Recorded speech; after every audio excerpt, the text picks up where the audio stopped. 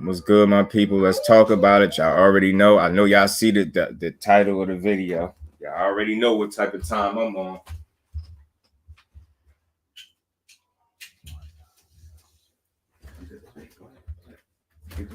Just don't be loud. I had to get my son situated. His big head behind, man. Y'all see the title of the video. Let's talk about it, man. Let's get to it, man. Let's talk about it. Shaki Foster. I'm hearing the chirping. Shaki Foster versus SHAKUR Stevenson.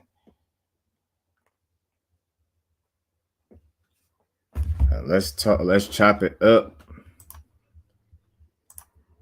Let's chop it up, because I believe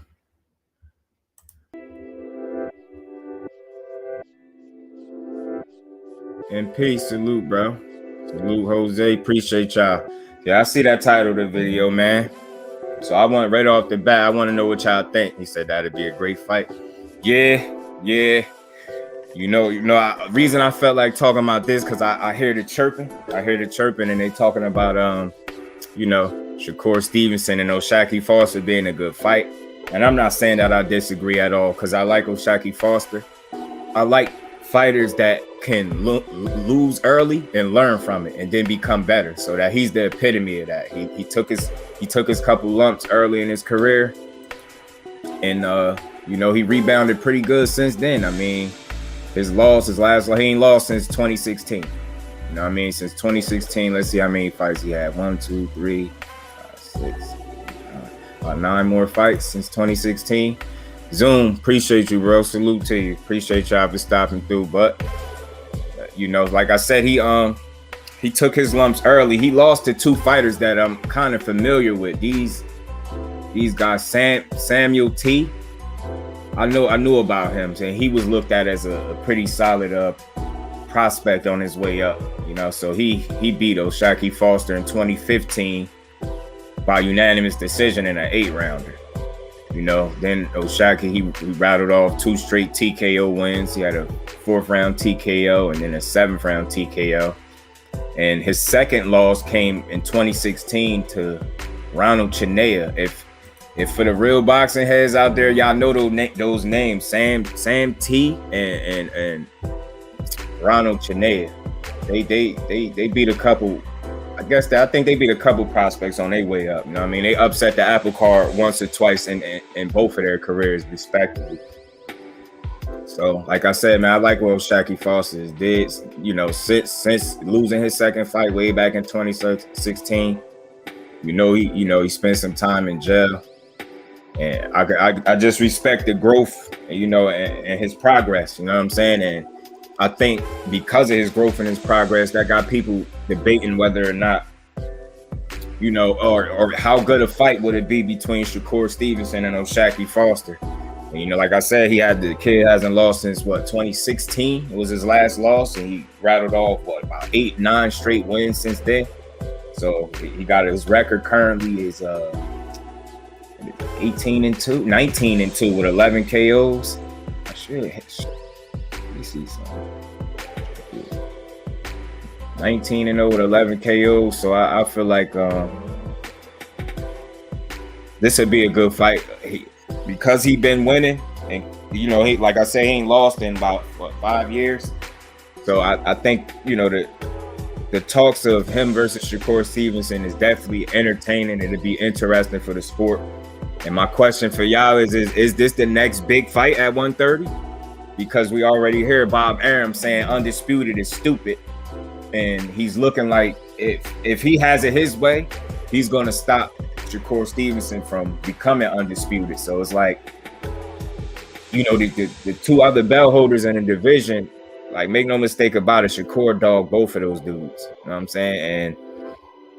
And it got me thinking, if Bob Arum is going to block and stop SHAKUR from becoming undisputed, at least he should still be able to get a shot at Shaki Foster. And I think that'd be a hell of a fight, you know what I mean, for both dudes. And I spoke on it a little bit yesterday. I mean, I think it was yesterday, the other day, when I first heard about it being like a potential matchup. And lately I've been saying, like, I'm never gonna bash or tear down no fighter over here. Just Do. That's how I got my name, Just Do Boxing, because I want to give all fighters their just due, their proper credit, and their respect as warriors. And so like I said, O'Shaki, he lost early and he turned it around. He wasn't all the way focused, and he said as much in some of his interviews he's done. So since then, like I said, he's got his act together, man. The dude is on the winning side of things.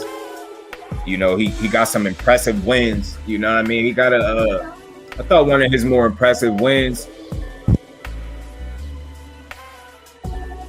one of his most pardon me. You know how it is when you got kids. He over here singing in the background. But one of his most impressive wins was the fight before last. And the reason I felt like it was impressive because of how many fights his opponent had. He fought Miguel Roman.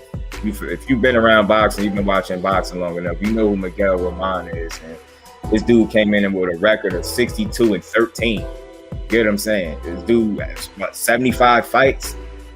So Shaki having about 18 fights? 19 fights? So I just feel like that was an impressive win, and I can't pronounce this other guy's name. This guy he beat up at 18-0. He won by unanimous decision. So I felt like that was another solid win. And the problem for me with O'Shaki Foster, teach salute, bro. The problem with O'Shaki Foster is I'm never able to catch the fights live. It's like wherever he fight, whatever cards he fight on, I just can't find it, and I always end up catching highlights or something like that. I never get to see the fight wise live, but that's why they got clips and highlights and things like that for us to go do our homework and our research. And I got a couple clips of O'Shaki for anybody that for the few people that's in here. If y'all not familiar with him, man, I'll get y'all a little more familiar with who I'm talking about. Let me see. I got some clips for y'all. I got a couple.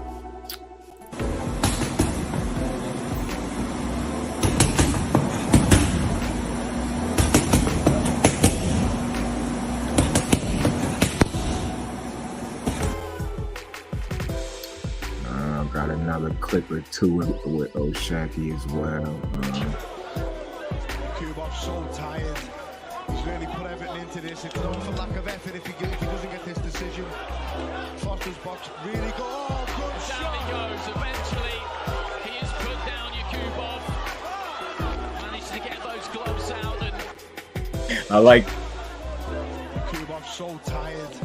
He's really put everything into this. It's not for lack of effort if he doesn't get this decision. Foster's box really good. Oh, good down he goes. Eventually, he has put down Yakubov.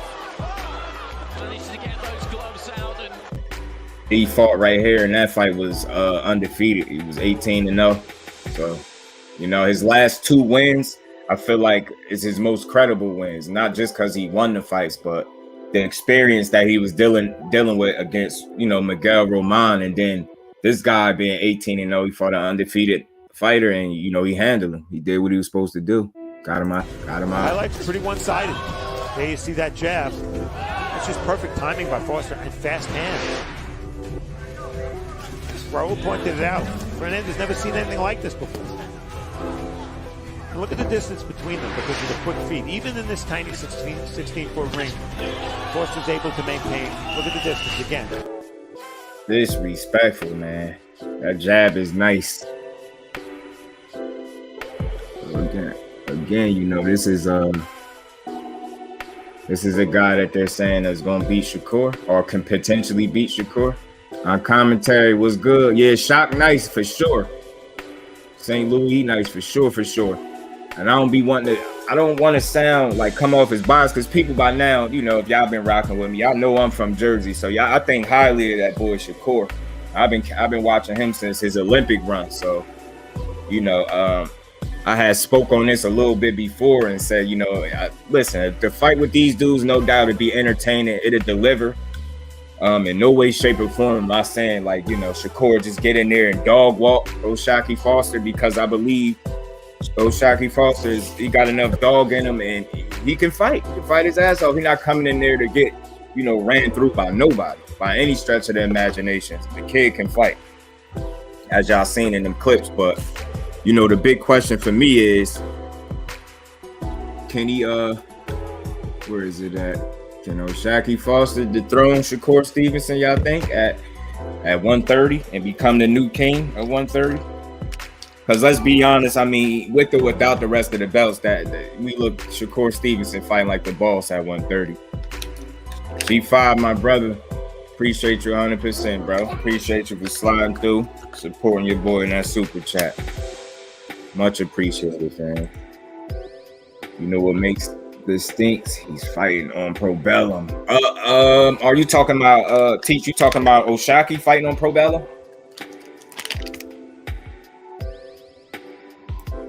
My guy, Yoda Wise crushed the legend, man. Appreciate you for stopping through, good brother. I felt like this is something that the family, the Just Do family, will want to chop it up about, because it's good conversation. And I just want to be clear. It ain't just because I'm from Jersey and I think Shakur will win this fight. That's not the reason why. I think differently than some people, obviously. It wouldn't be no walk in the park. Like, you know, I believe as you continue to step it up and level, you know, of course, them fights, you're going to get tested. You know what I'm saying? You seen Shakur pretty much damn near pitch a shutout, but you let some people tell it. I heard maybe one or two whispers saying that fight was boring and shit like that. I just don't think so. And I think the reason being because I understand what I'm watching. You not only do I understand what I'm watching, you got to understand what kind of fighter Shakur Stevenson is, so you could kind of know what you're looking at and what to look for. And I think to say that fight was boring, it makes me feel like maybe that was your first time seeing him fight, or maybe you just didn't know what to expect from him. So you just like, you know what? I ain't see a knockout. It's boring. He could have pressed on the gas. It was boring. I don't think so. I don't think so at all. Isn't there where he signed to? I think so. If I'm not mistaken, but I think that's the reason Teach won't be able to catch his fights. Because I'm a realist. I never sit here and tell you I've seen his fight if I didn't see it.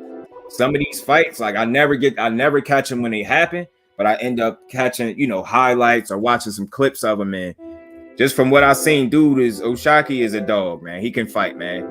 Like I said, what the thing I respect most about him is not only that he took the 2 losses, but he didn't quit after he took the 2 losses. You know what I'm saying? He spent some time in jail, you know what I mean? And he still didn't quit. And like I say, his last loss was in 2016, and that man been doing his thing since then. He been beating ass, and I'm actually glad that this is being talked about, because win, lose, or draw, I'm pretty sure Oshaki Foster signed on that dotted line to fight him, and he'll appreciate the opportunity. And that's one thing that, you know, I want to hope to do on this channel, if I can, is shed light on as many fighters as possible. Now, Oshaki is not one of them, because I'm pretty sure everybody in here know who he is. If not, go check him out, go look him up. He's one of those guys that's in a division that people kind of pretend is not there.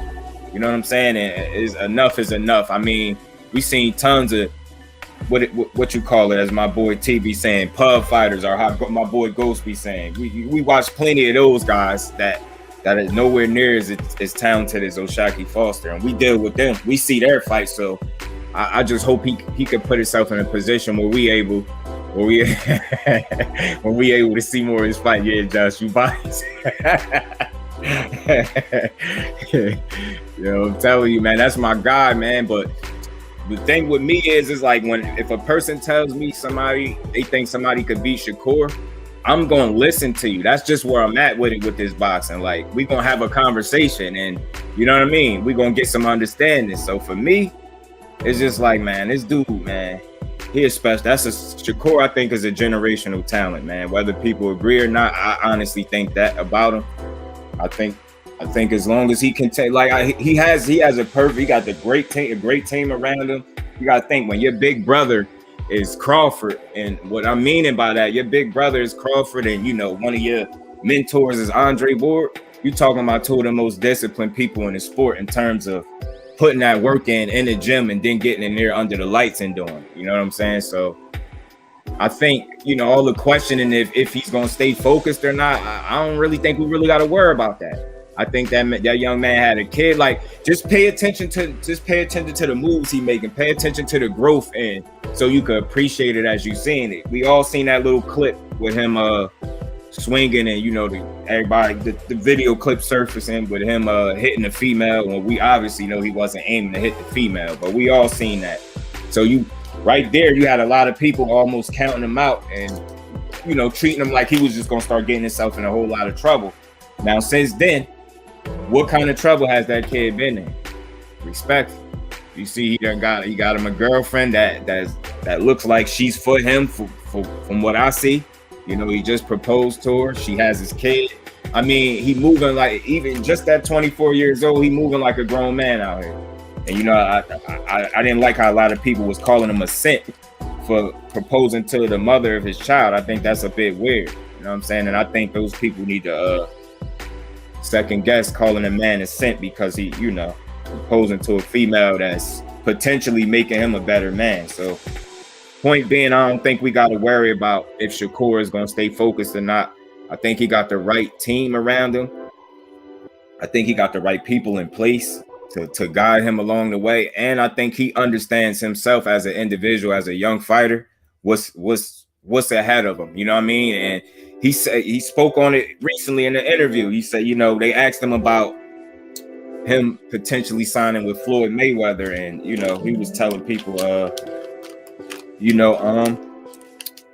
didn't really understand what was in front of him. He was kind of young, like 16 and 17 around that time. He sparred in front of Floyd, and Floyd, spoke like he was going to sign him, but he said he never did it. It was more so talk, and he never really, showed him that he wanted him. But with that being said, just over the years, you've seen the growth of Shakur Stevenson, man.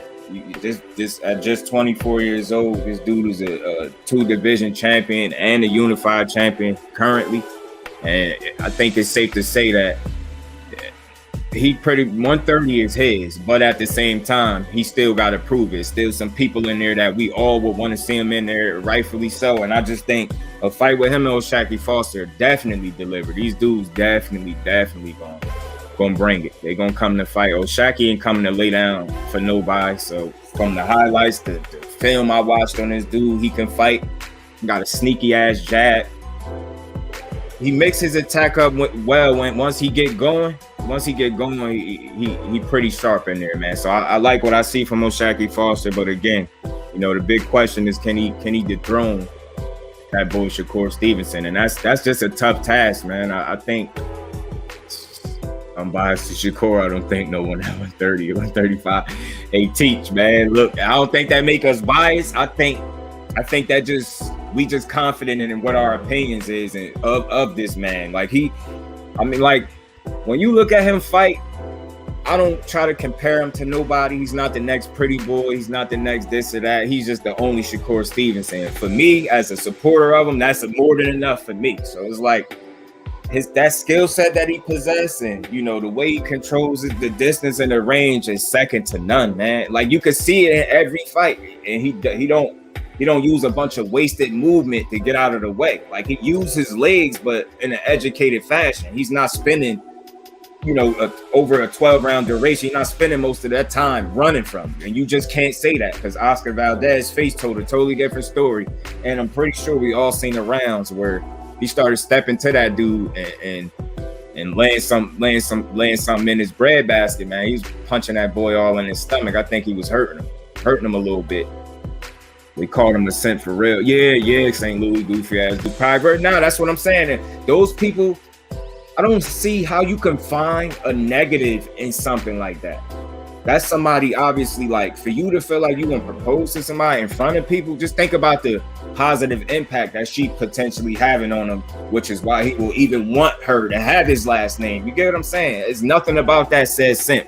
Even if they turn around and they don't work out, there's nothing about that man being a simp. That's grown man shit. And I think anybody that was calling him a simp makes them a simp. How the hell are you a simp for proposing to the mother of your child?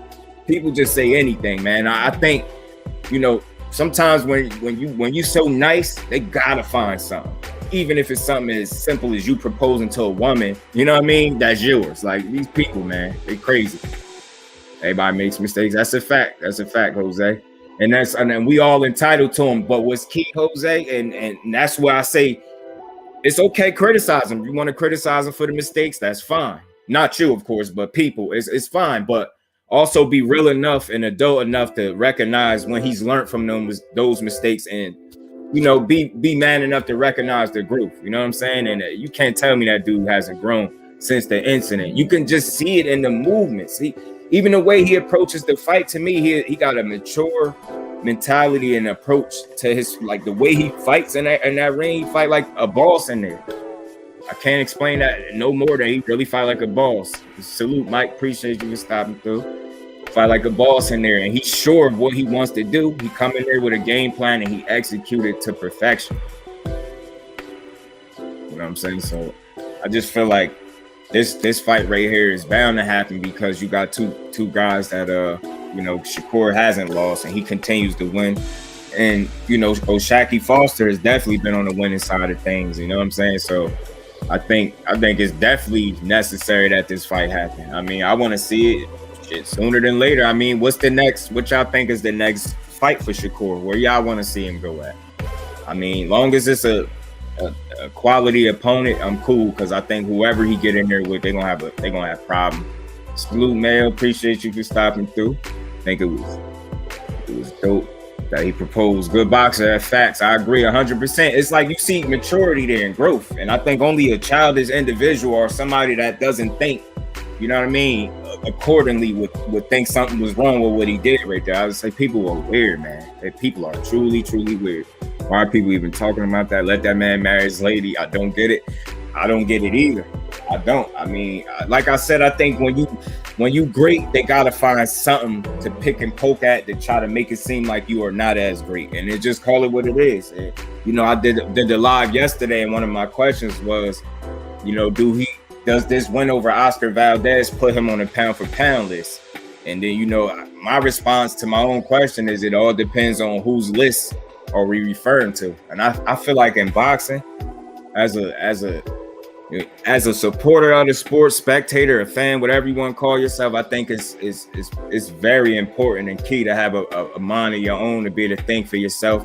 Because one thing I learned about this sport, you come in this sport, you undecided, and you don't think for yourself, and you can't form your own opinion logically based on what you've seen. The media is gonna do it for you. They're gonna do your thinking for you. If you're one of those people that's just weak-minded and you can't think for yourself, there you go. The media is for you. You know what I'm saying? Because they're gonna definitely paint. You know what I'm saying? They're gonna definitely tell you how to think, how you should think. You know what I mean? They're gonna tell you what you should think about what fighter based on what they think. That's why I say that pound for pound shit is always subjective. You know what I mean? And it's at the end of the day, it's one opinion versus another. There's no real way to prove it as fact. You know what I mean? So I say we all need to come up with our own pound for pound list, or at least one that we could agree on as a whole. Because with their list, when you got a Nui over Spence, I'll stop right there. I don't even need to see who else you got on the list. The fact that I know you got Monster Inoue over Errol Spence is more than enough to know that your list is fucking misguided. Where are the people? Now Shakur had his own unique style. Every slick melanated fighter. Yes, man. Talk about it, man. Speak on it, St. Louis. Every slick black fighter, melanated fighter doesn't have to be Floyd 2.0, man. Let these dudes build their own legacy and let them be great. And St. Louis, to add to that point, what's annoying about that is once that ball start rolling and it gets said too many times, it start to get like, where that message or who started it starts to get, lost in the sauce. And then we as people are, we unfairly start criticizing him or being mad at him. He's not the one saying he the next Floyd, but he did say, he feel like he summoned all of them rolled in one. He did say something like that, but that doesn't mean he was saying he was the next Floyd. So it's like people have to be mindful, make sure that the things we accusing fighters of saying is actually coming from them and not the media or somebody in their team speaking up for them. Yeah, it is strange, St. Louis. The way you come back from the mistakes. I went to prison, 96 for trafficking. Facts, Jose, like facts, bro. Facts. And that's what's most important. Like the fact that you able to learn from it, you know what I'm saying? And it just, I'm pretty sure it made you a better man because of it. And that's sometimes we gotta allow athletes in general, not just in boxing, they mistakes shouldn't follow them forever, especially if they demonstrated that they learned from it. Bro, that's low-key some sus-ass energy grown men telling this dude not to marry his girl, calling him a simp for building a family with his woman. And you see the misguidedness of the people out here in St. Louis. You know what I'm saying? That's just where we at. And I feel like those people that was saying that, those are the ones that ain't good for the sport because they don't think for themselves. You know what I mean? They go off with somebody, he's a simp. Why? Because he down on one knee. He down on one knee proposing to his woman that he had a kid with, and that makes him a simp. Now that just make him a real man. You know what I'm saying? And that stability, and he got something worth fighting for. He ain't just fighting for his family, the brothers and sisters. Now he got a kid. It's a little bit different, man. And I feel like that humbled him. It's gonna slow him down, and him having a kid is going, allow him to put things in perspective so he can move accordingly, so he can get the most out of his career. I truly believe that. It's still so far as putting him on that list, just fight the best opponent. That's a fact. That's a fact, Mayo. I agree 100%. And that's where I'm at with it. We know where this kid is at. We kind of know what to expect. You can't just throw anybody in there with him, or it's gonna be no use for it. So like I said, like you just said, to your point, I agree. Like, just put them in there with the best possible available opponents. And like the title of this video, man, Shakur Foster might be one of them. He might be one. Demetrius, salute, bro. Appreciate you for stopping through. Yeah. So what's y'all take on it, man? Who y'all, if this fight happens next, or what do y'all think is the next fight for SHAKUR Stevenson, or who do you want to see him in there with next? If not Shakur Foster, then who?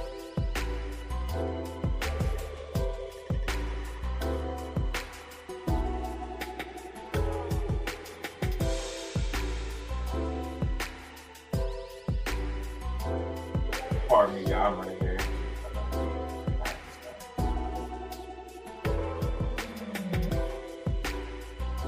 So y'all let me know who y'all want to see. Who y'all want to see the young kid in there with next, man. And, man, say it again, bro. Say it again. Better on his knee than his back. I agree 1,000,000%, not 100%, 1,000,000%. Facts. And it's just like where we at in life, where you find negatives in things where it shouldn't be there. Like, you know what I'm saying? Y'all already assuming that she's no good for him. Well, if the girl, man, just shut up. You don't even know about the girl, man. They just can't assume every female is bad for a black man. I did hear somebody speaking on that, saying, the downfall of the great men be women. I feel like that conversation is premature, because we haven't seen anything yet that would indicate that that's the route that they're about to, take, or the route that they're on, the path that they're on. Exactly, dude is going through a natural maturation process. Haven't they been complaining all this time that SHAKUR is immature? Man, see, that's why I got the family in here. That's why I said let's talk about it, man. You paying attention, St. Louis? Exactly. So which way do they want? They want to see this man grow up, or you know what I'm saying? It's like, which way do y'all want it? And that's why I say in sports and in this world and in anything, you just gotta have a mind of your own, man. And if you weak, then they gonna form an opinion for you. They're gonna try to tell you how you should think and what moves you should be making according to how they see it. And we all know, man, what works for one don't work for the other. You know what I'm saying? I'm gonna be honest though, LOL, the ring was a bad place to propose because the spotlight is on SHAKUR in that moment. I get you, but I play devil's advocate in a way, sort of. Like, let's say, yeah, the spotlight was on him, but let's say by that he understood that, so he was willing to share that spotlight with his girl. So I guess I definitely get where you coming from. I guess when you look at it that way, it's like, I get it. Like, he was willing to share one of his biggest moments of his life with somebody that he feel like he's gonna be spending his life with. So I think it was dope. But I definitely got you. Definitely get you 100%. I got SHAKUR versus the field at 130. Me too, bro. Like, listen, man, the kid is just what it is. He the truth. If Earl ain't had that name already, I'd be calling him the truth. Like, cause it's really what it is. My nickname for him is Fearless, though, man. That's just what he been since he been in this sport, since I've been watching him. The kid is fearless and he'll fight whoever. Would love to see get his shot. I don't think he will win, but it should be a great fight. That's what I was saying, and I think I just be wanting to be like clear. Like this is me saying Shakur. I think Shakur will beat him and beat him convincingly. Is not no knock on Shaki Foster. I just think it's the simplest way to put it is levels. You know what I'm saying? And that dude is a gym rat. I'm not saying Shaki's not, but like I said, the way he controlled distance and range is second to none. I mean, he's a defensive wizard, but without running from you. You can't find a fight where he was running from the opponent. So all that and that he don't got a chin stuff need to be put to bed, because then that Valdez cracked him quite a few times with that right hand, huh? Gave him a nice little mark under his eye to take with him. You know what I'm saying? I think that not only do he got a chin, I just think he a generational talent. And I think as the opportunities continue to present themselves, and given that, you know, nothing unfortunate happens, I think when it's all said and done, he gonna be looked at as a real special fighter of this generation for us. I really believe that. And he has the confidence, but he has the work ethic to back it up. You get what I'm saying? And I feel like Shakur is one of those fighters where you don't got to worry about him being big-headed.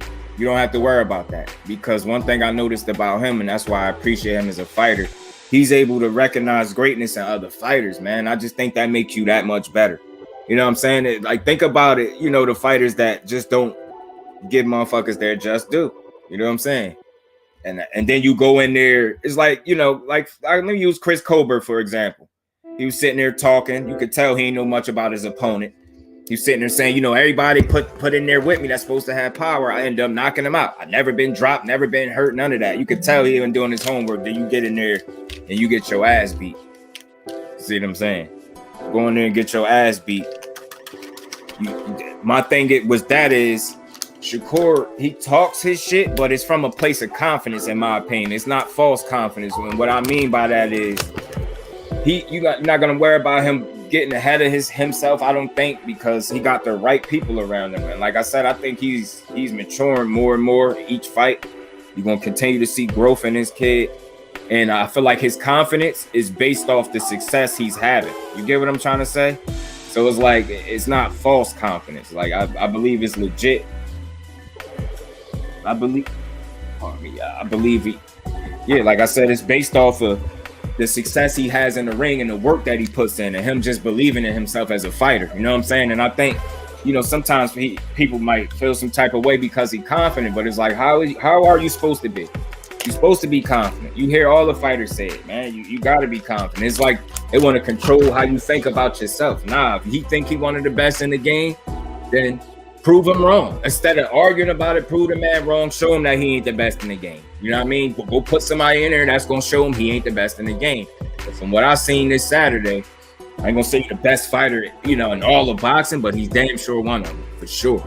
Needs to become undisputed at 130 to move up to 35 for the biggest fights. Tank, Devin, Valenzuela, Pitbull, Ryan. I'm right with you, Demetrius. Yo, I feel like Bob Arum, the only issue with that is Bob Arum weird ass might get in the way because he's saying undisputed is stupid and stuff like that. And then I think he went to talking about you know, paying the fees, I guess, for all the belts and stuff like that. Just saying basically like it's a waste of time. And who are you to determine that? You not fighting. So of course you from the sideline talking about it's a waste of time. Not for somebody that's in that shit that you know, becoming undisputed is an actual it could be an actual reality for them. Like, you get what I'm saying?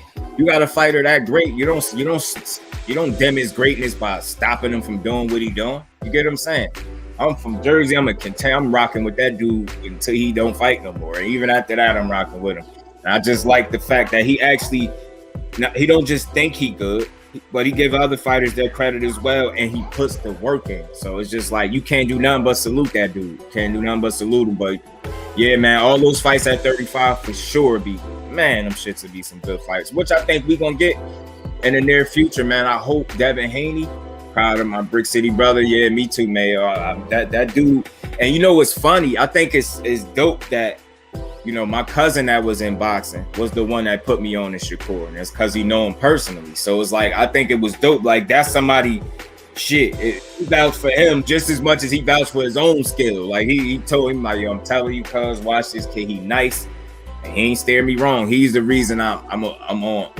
Clarissa and Shakur. You know what I'm saying? He's the reason I pay attention. I caught both of them in the Olympics, so I'm glad I did.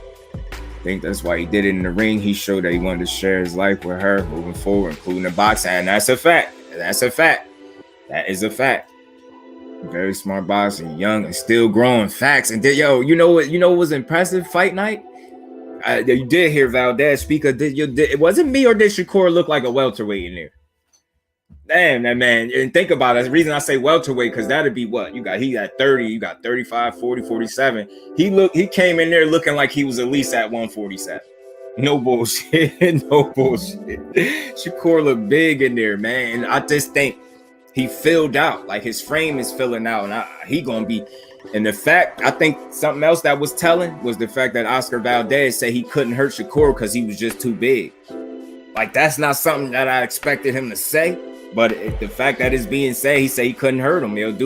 That's crazy that he really felt like he couldn't hurt that man in there. And any other opponent that he got in there, the other 30 fights, anybody he fought, he could have pretty much hurt him. You get what I'm saying? But he got up in there with Shakur. And that's just not something I expected him to say. Like, the size was just too much. Pitbull would be interesting fight for Shakur. Demetrius, constant pressure. Facts. I mean, facts. Pitbull, listen, Pitbull gonna be a headache for anybody. As long as that dude on his feet, he's gonna be a headache. Because you know what? As simple as it may seem, he knows how to move his damn head off the line. He knows how to do it. He does. He did it against Tank. That's why it took Tank a second to get used to his little ass. Bobbing and weaving. And he got like that Mike Tyson kind of, you know what I mean? That bounce, that with the bobbing and weaving. And then he go for it, man. I like him because he really go for it. This goes back up his confidence. Yeah. Facts. He got all the skills. Look how young he is. And they say he can't crack. I disagree. Look at Valpez's face. Yeah, that whole he can't crack, man, that's garbage, man. That's garbage, man. For real. Al B, appreciate you for stopping through, bro. Yeah, man, that he ain't got no power stuff is garbage, man. Like you said, look at dude's face. Why didn't my whole thing with, all right, let's talk about this, because we hear this too much, because they do it a lot with Devin Haney. Of course, they're going to do it. Mind you, they can't really critique the skills of them being fighters and boxers, so they gotta pick and poke, and they find something, they ain't got no power. Just think, man, follow me for a minute, and y'all tell me, anybody, y'all free to disagree. We all family in here. Y'all tell me how unfair it would be if Shakur Stevenson had like some one punch type knockout power. Just say his skill set with Tank power. Or better yet, Devin Haney's skill set with Tank power. Just think about how unfair it'd be. It'd be like they rigging the fucking game. Both of them. And I mean it for both of them, because Devin Haney is a matchup nightmare. Terry Smoot, appreciate you for stopping through, bro. You know what I'm saying?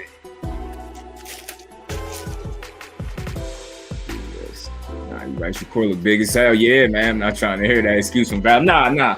Yeah, we're not giving them the benefit of the doubt. I just thought it was funny. It's more like an aha moment. That's what you get. Look at the motherfucker that was caught with multiple banned substances in his system. They allowed him to fight. They robbed the guy, let him keep his belt. You get what I'm saying? And then gave the man a statue some days later. That's how they awarded him. That's how they disciplined him for having something in his system. Gave that man a win that he wasn't supposed to get, allowed him to fight when he shouldn't have been allowed to fight, and then they gave him a statue. I'm so glad Shakur whooped his ass. I'm glad. Fighter loses his confidence, he's over.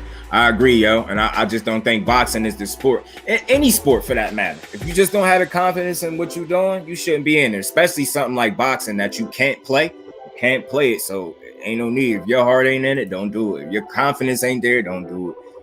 Giving you your props, just to applaud you for the video about Shadeja Green. She is highly underestimated, needs recognition. Hey, Demetrius, yo, that I appreciate it. That's what it's all about. At least somebody, if one person caught on to that, then that worked for me. But you know what else I thought was dope? I don't know how other people do it. Like I said, for me, it's not about subscribers. Y'all not subscribers to me, y'all supporters. So it's the engagement is more important than any number that could be on any screen. You know what I'm saying? And with that is how whenever I create content like that's, I came across her story and seen a little clip, so I decided more people need to know about her. You know what I'm saying? And she reposted my stuff. She seen it, And at first I think she thought it was just like a picture, like a thumbnail type of thing. So she kind of still reposted it, but then she DM'd me again and she was like, yo, good video. Like, I appreciate that. I won't forget it. And she was like, boxing need more people like you. I said, man, just don't know. That's gonna motivate me for months down the line. You just don't know it, because it's like a mission accomplished. You seen it, people seen it. They understand. Like, she need to be discussed more. And she from Paterson, New Jersey. That's crazy. I did not know that ahead of time. I just thought that was dope that she happened to be from Jersey as well. And she seems like a problem. And just to switch gears, I think a great fight would be her and Franchon Cruz. And why I say that, Franchon is what, 8? Is she 8-1 now, I believe, after Saturday? And Shadeja Green 9-0 with them 8 knockouts. I'm like, man, why not? They both had super middleweight. Between her, Franchon, and Clarissa, I think that'd be Shadeja Green gonna be a tough fight for anybody. I'm convinced. She respectfully, I don't know how they feel when people say she don't fight like a woman, in my opinion. Seeing her, she fight like she been here before. Him and Navarrete, one of the biggest 130 pounders. It's all for the weight class. Yeah, Navarrete, man, Navarrete. Did y'all see what he did to Pitbull Diaz? Not Pitbull Cruz, Pitbull Diaz, the one that Shakur fought a few fights ago. Good God, Navarrete beat this. Man, he massacred that dude, yo. Massacred. He whooped his ass, man. He just looked like a baby with all the skills of a full-grown man. That's a fact. That is a fact. I agree 100%. So it's like, man, Robinson. What's this? Aram is like, Castro, these fools last 100 years plus devils, they don't die, they destroy everything. Yeah, facts. Yeah, man. Bob Arum, no disrespect. I know he probably did a lot of good and for boxing in his way, in one way or another, but if he's just gonna be the kind of old guy that's just in the way of blocking a fighter's greatness, like you're gonna have a problem with some people. Like, you might as well go ahead and just retire, bro. Go ahead and retire. And you know what I mean, and call it a day. You know what I'm saying? Let somebody else take over, man. Because the last thing I want to see is any fighter like greatness being, put on a standstill because of their promoter, man. Talking about what's stupid. You ask Shakur Stevenson is undisputed stupid. He obviously don't agree with you, so that's conflict of interest. It's not about what you want, Bob Arum. It's about what the fighter wants. I think that's where he lose people at. You get what I'm saying? I thought the promoter is supposed to be for the boxer, for the fighter, to get him what he wants, the opportunities he deserves, and some that he wants. And I just feel like you saying that, you shortchanging them, and you stopping them from achieving more greatness by stopping them from becoming undisputed. Because them other champions can't fuck with them. So it should be easy to make. It should be easy to get them dudes in the ring, and they gotta fight. Robinson 5'7", 2. There are a few 5'7". Yeah, I hear people saying that'd be a good fight for Shakur, but I think respectfully, Rob, and this is where I've been at with it lately. Feel like I be straddling the fence, almost like being, caught. No, he'd beat him up. Yeah, he'd beat Robinson. And I ain't saying it wouldn't be competitive or not. I think people misunderstand when I say somebody had beat somebody up. That doesn't mean that person can't compete in that fight. How many times have we seen a competitive fight? And it just the end score is not close. It's like it's a difference between a close fight and a competitive fight.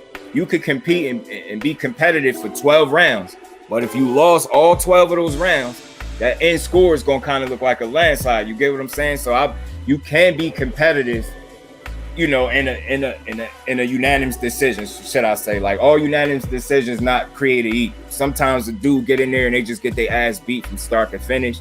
And sometimes you just got a dude that's just that much better than you in every area, and you able to compete and get some shit off, but you can never sustain it enough over a 3-minute period where you banking any rounds. You see what I'm saying? And you just end up getting your ass beat. But, it's a respectable loss because you competed the whole fight. Towards the future of boxing, when we learn a lot about both Tank and Devin in their upcoming fights. Yeah. I'm with you with that. I do want to see how Tank his approach is gonna be to Rolly. I know everybody believing that he don't got a shot. I get all that, but I still just want to see you know, because it's still another fight and he got to put on. I don't care who you in there with.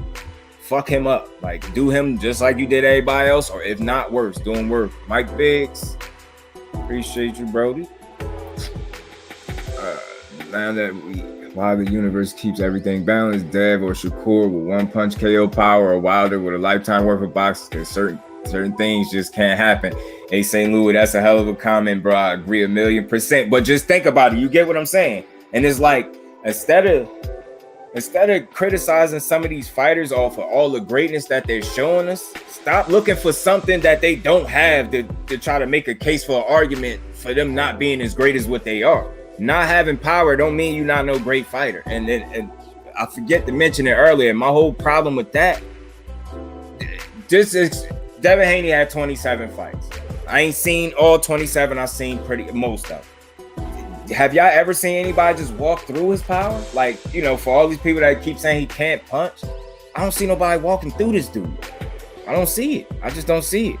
It's just like with them saying Wilder ain't got no skill, right? Remember, Dylan White was the better fighter and he had beat Wilder and all this and that, and then he get in there and look what he did. He didn't win a fucking round. But remember, the narrative is that Dylan White has a much better chance than Deontay Wilder. He's awkward, he punch, he has more skill. I can't fucking tell. He got obliterated. He didn't win a fucking round. Like, I can't respect that. Like, y'all told us. I never felt like, you know, Dillian White would have ever beat Wilder in my mind. But the fact that they was really hell-bent on trying to sell this as a narrative, a potential narrative, like Dillian White would knock out. Man, after seeing that, I know what Wilder would do to him. I know what Wilder would do to him. He'd damn near kill that dude. He'd damn near kill him. He told him, all I wanted to be is a fair fight, just don't cheat. Facts. And then he, you know, Valdez sitting there, I think he brought up the you know, the situation with the female or whatever. Like, that was lame, bro. Keep it boxing. He just telling you don't cheat. And he ain't pulling it out of his ass. I can see if he's saying that to you and you never cheated and you kind of opening the floodgates for people to think if he cheated, but that's not the case. You fucking cheated, and he's saying, yo, just don't be cheating, bro. Like, you know what I mean? Don't come in here and be clean when you doing this shit. And it's funny because I don't think that shit would have helped him anyway, because he just couldn't hit him. Kano, salute, bro. Appreciate you for stopping through. Shakur fights differently in sparring. He becomes forward and be dropping guys. He has to just stop playing with his food. The dog is in him for sure. Yeah. I heard a couple people feeling like that, but I did ask the question because I'm not trying to say, you know, he broke his hand, but I noticed, me personally, like after that 12th round was over, I seen him raise his hand a little bit and kind of like shake it out almost. And he did, if I'm not mistaken, he told his corner his hand was hurting him a little bit. So, you know, I did hear some people feeling like he was playing with Valdez, but I don't think so. I don't know how to what extent that the hand is actually hurt, but maybe that could have kind of played a factor in him not, you know, smashing on the gas all the way. Possibly, it's possible. But then again, you know, he was just in there with somebody that he wanted to make sure he wasn't going to allow to make him no fucking highlight reel. So I could understand that too. That's where I'm at with it with boxing. Even if our opinions are different, I still understand where you're coming from. I'm reasonable enough to see where you're coming from. I get it. Like I get it. But yeah, I think maybe that's what was in the back of his mind. And I think, you know, when we look at Shakur Stevens at the end of the day, he is a very defensively responsible fighter. So he's going to be smart about it. You know, he's going to be cautious. Valdez walks people down. I didn't see him do it. That's a fact. You notice that? And like I said, I think it was telling and it was funny how he really felt he couldn't hurt this dude. He really felt he couldn't hurt him, man. I just thought that was funny, yo. Because if I'd have known he felt like that, I would have never, like, you ain't have no shot. You couldn't hurt him. How the fuck you gonna beat him? You can't hurt him and you can't hit him to hurt him. It's like, good luck, bro. Good luck. Sliding counter. Appreciate you for sliding through, Brody. Yeah, what's up with that statue? What has he done to deserve that? You know what he did, Jose? Cheat, get caught, still allowed to fight. They robbed the opponent because he lost that fight, and then they gave him a statue. That's what he did. All of that. He did. They awarded him for the cheating shit like he did something good. You know what I'm saying? And I think it was real ironic. And salute to the good brother Champ side when his video saying his name Robson, and they about to rob son. Cause damn, did they really do it? I thought he was joking when he said it. Now you go back and look, he had a point. They really robbed him. How do you spell her name? D Green. Who you talking about? Shadasia Green? SHADASIA, I believe. Like if that's what he was asking about, teach. He'll beat Conceição convincingly. It will be competitive, but not close. I'd rather see Shakur versus Heck.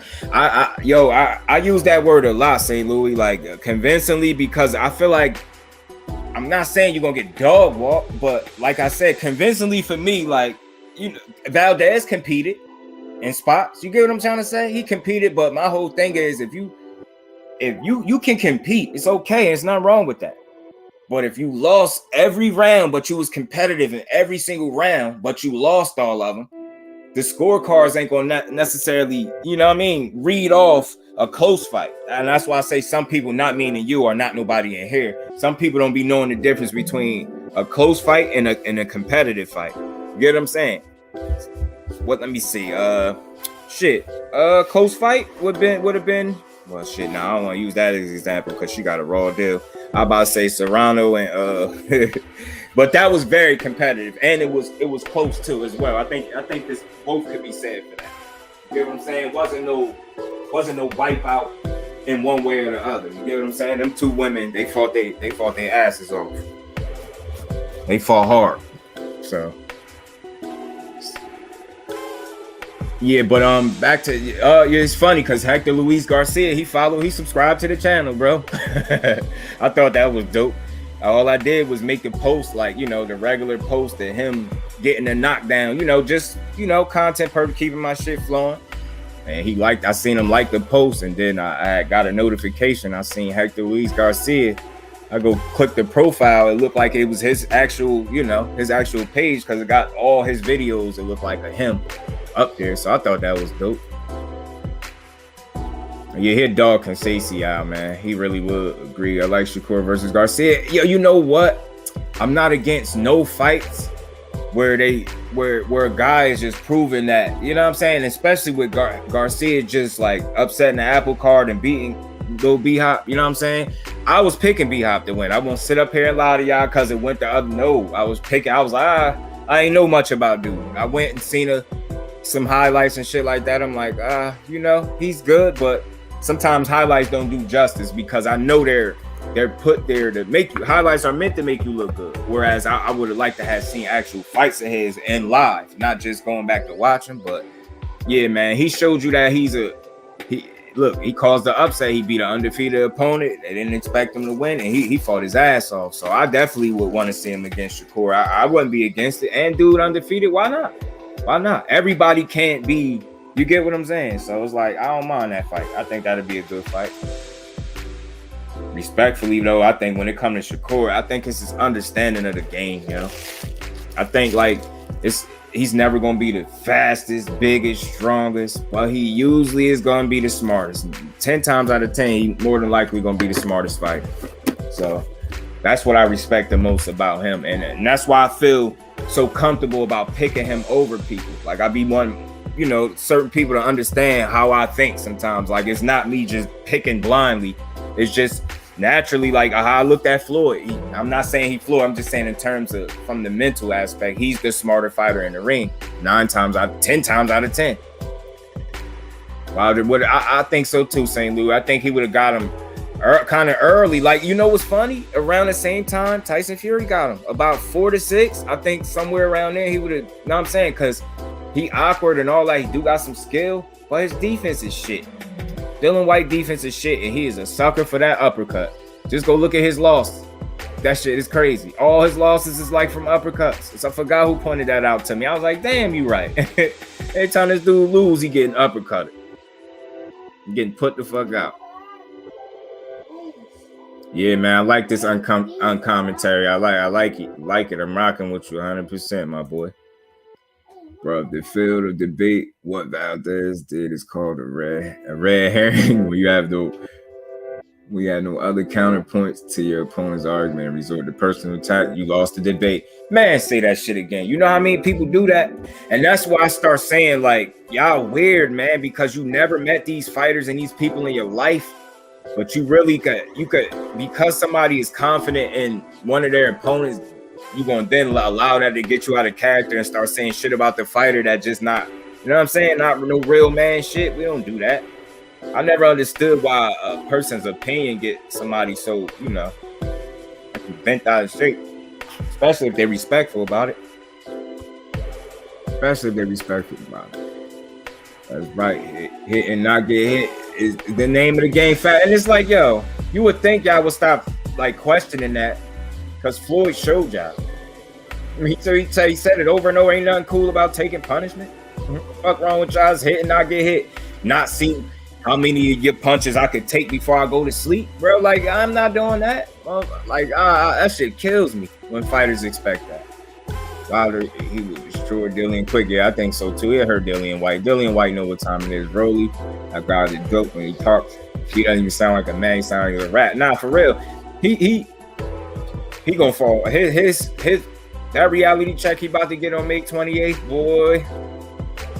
That's gonna be one he can't cash, man. Because after that loss, man, I don't know where he go from there.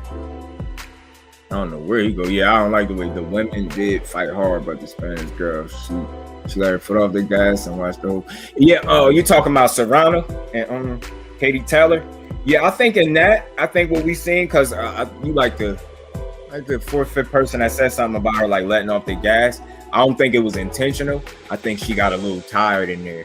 I think she got a little tired toward the end of the fight because it was a point, you know, where she kind of shot herself in the foot instead of cutting off the ring. She was following Katie Taylor a little bit, but like I said, from rounds 1 through 4, I felt like that was more of a boxing match, and I felt like once Serrano said "fuck this shit" and I'm just take the fight to her. From 5 to 10, I felt like it was a fight, and we being honest, I just felt like she was digging in her shit, man. She had that girl hurt, but respect to her because she did not give up. She could have quit. All that shit could have, you know what I mean?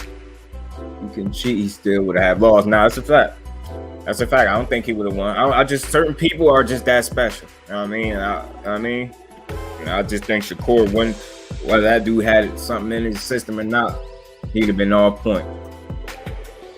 You know, boxing. I appreciate you, Crush, man. Appreciate you, man. Especially coming from my guy, man, my bro. Yeah, we family up in here, man. I rock with all y'all. You know what it is. Bruce Gas, salute OG. What you toking on, man? I just rolled something over here that my cousin just came in and gave me. I ain't even asked him what it was because I don't care. I know it's good. I don't even care. All right. What's good, Justin fan? Appreciate you for stopping through with your boy.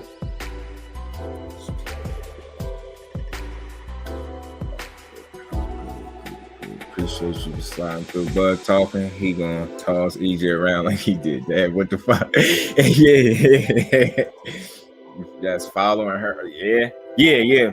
Facts, man. She was following her around the ring, and yeah, I think toward the end when Katie kind of got her legs up under, I think for a round or two she was a little tired, and I think she had to get her legs back up under.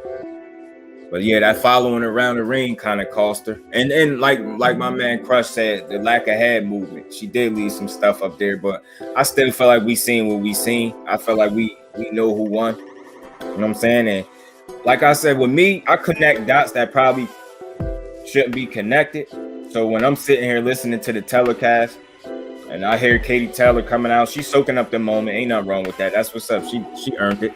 But when they start saying shit like, oh, she's the most influential woman in female boxing history, to me, that's a red flag to me because you doing too much. Like you selling it already. You kind of selling it. And I just feel like that's what they did. You got one, like, I think Crush also was saying this. She didn't lose anything, which I agree with him. She didn't lose nothing. My boy T, appreciate you, bro, for sliding through. Yeah, man, I appreciate you, man. I'm trying, man. I'm trying to stay consistent, man. Keep this time slot. DP, I appreciate you, bro. Or see it would not sign a fight. No. She got a championship call. Yeah. She did. And that's what I think, back to that point, you know, when Crush said Katie, you know, Amanda Serrano didn't lose nothing. Like, that's what kind of made me be at peace with her losing, because she wasn't upset. And she was like, look, I came up here to challenge her. I lost. It's okay. I'm still y'all champion. I ain't lose nothing. I felt her. I'm like, yeah, you're right. You didn't. And then when you look at it, which one of them, if we let me see what y'all think. If you're looking at it, which one of those females seem like they could afford to lose? Katie Taylor lose that 20-0 record. It looked good. She would have lost. Where does she go from there? You get what I'm saying? One of them seems to have more breathing room for a loss, like to still be relevant with the loss. Not saying Katie Taylor immediately falls to irrelevancy after one loss, but you get what I'm saying? All that influence, all that shit they just sold us on the telecast with her coming in there, taking that long ass walk and, you know, milking it. All that shit go out the window. And I just think that's what it was. And it's just like, look how happy. I know they was happy, but damn, man, it was different, man. Like I said, I connect weird dots. They just was a little too damn happy, man. I'm like, man, I get it, but just I feel like the judges got that one wrong, man. Like I said, the best way for me to explain that fight, being that it was a 10-rounder, the first 4 rounds was a boxing match. And respectfully, Katie was countering and catching Amanda. I did see her get hit cleanly more than I've seen in recent fights. So I think she was kind of following her, and she was boxing, trying to box the first 4. And I just think Katie was having success to the point where Amanda felt like she had to do something different. And I felt like that's what she did. She took the fight to her, and as a result, it was beneficial to her. You get what I'm saying? So it was like 10 rounds. 4 of them is a boxing match. The other 6 was a fight. And we all know who won that fight. And you didn't. And Katie Taylor ain't win no 4 rounds straight. So miss me with that. I just, you know, I felt like Amanda should have definitely got the nod. Yeah, rematch only if they do it again in New York. Just do it again in MSG, because it clearly is no home court advantage for her. If she can't win there, she in trouble, bro. And that's what I'm saying. Like, anything other than you know, where they was at, like if they got to go over there to Ireland, there's no way she winning over there unless she put Katie out. Amanda was tired towards the end. Yeah, she was. She was trading one jab for 2 hooks. She was closing the distance and getting hit more in the pocket. She could have coasted with the right game plan. Now, that's a fact. And see that? Damn, I'm glad you said that's a good point. And I'm not saying I was in her camp, because obviously I wasn't. So I don't know what they worked on and what exactly their game plan was. But that's like one of those situations. Like, I don't know, dude. Y'all feel like y'all knew what her game plan was? Like, after you see the way it played out? For me, not so much, yo. It's like, I felt like she just got in there and just tried to dog it out, wing it out. You get what I'm saying? It was somewhat of a game plan and strategy, obviously, but it's just her approach. It was like, all right, I seen her boxing in first 4, and then it's like after that, she mashed on the gas. She started hurting that girl, and it's like her game plan should have been to take the air out her tires. I thought she was gonna go to her body a lot more, like I've seen her do in the past. I think that would have potentially helped her get a stoppage, yo. My brother Serrano won that fight. He needs to run that back, yes. My brother Serrano. yeah, Serrano won, facts. But I just hope a rematch wouldn't be in Ireland, because I don't think she could win in Ireland. It's definitely without knocking her out. Watch playback and sub on the road to 50 subs, yo. You know, anybody ain't heard Yoda Wise Crush, man, if y'all ain't sub to the legend, man. Good, great content, man. He had to restart his page. My bro on the way to 50 subs. You know what I mean? Somebody got his old page clipped, but y'all like good boxing content, man. Go check out Yoda Wise Crush for sure. I appreciate all y'all that's in here. DP, yes, sir. It was happy because their prayers were answered and their team knew. Yeah, facts. It's like, God damn. Yeah, Casemiro strip. What Bob orders? Strip by what Bob orders. Yeah. Because I hear he got stripped.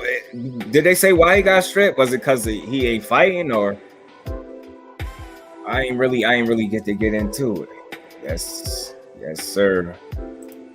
Appreciate everybody that support the content creators in here. Appreciate y'all.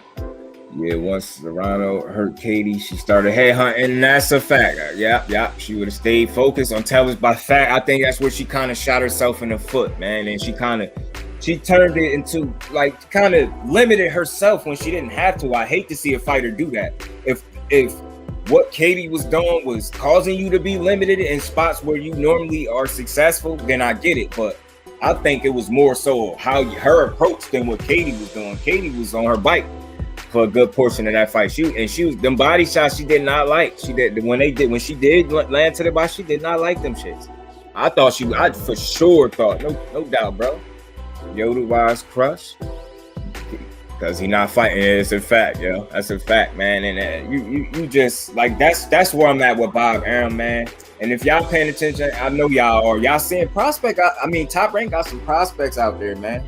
Top Rank got some prospects out there that we could enjoy with you know, these years to come. I just think as long as he do right by his fighters, man, he'll be all right, man. Until he's no longer in boxing, but you check that Top Rank stable out, they got a nice amount of prospects, more than a handful of prospects that I think could be like future world champions.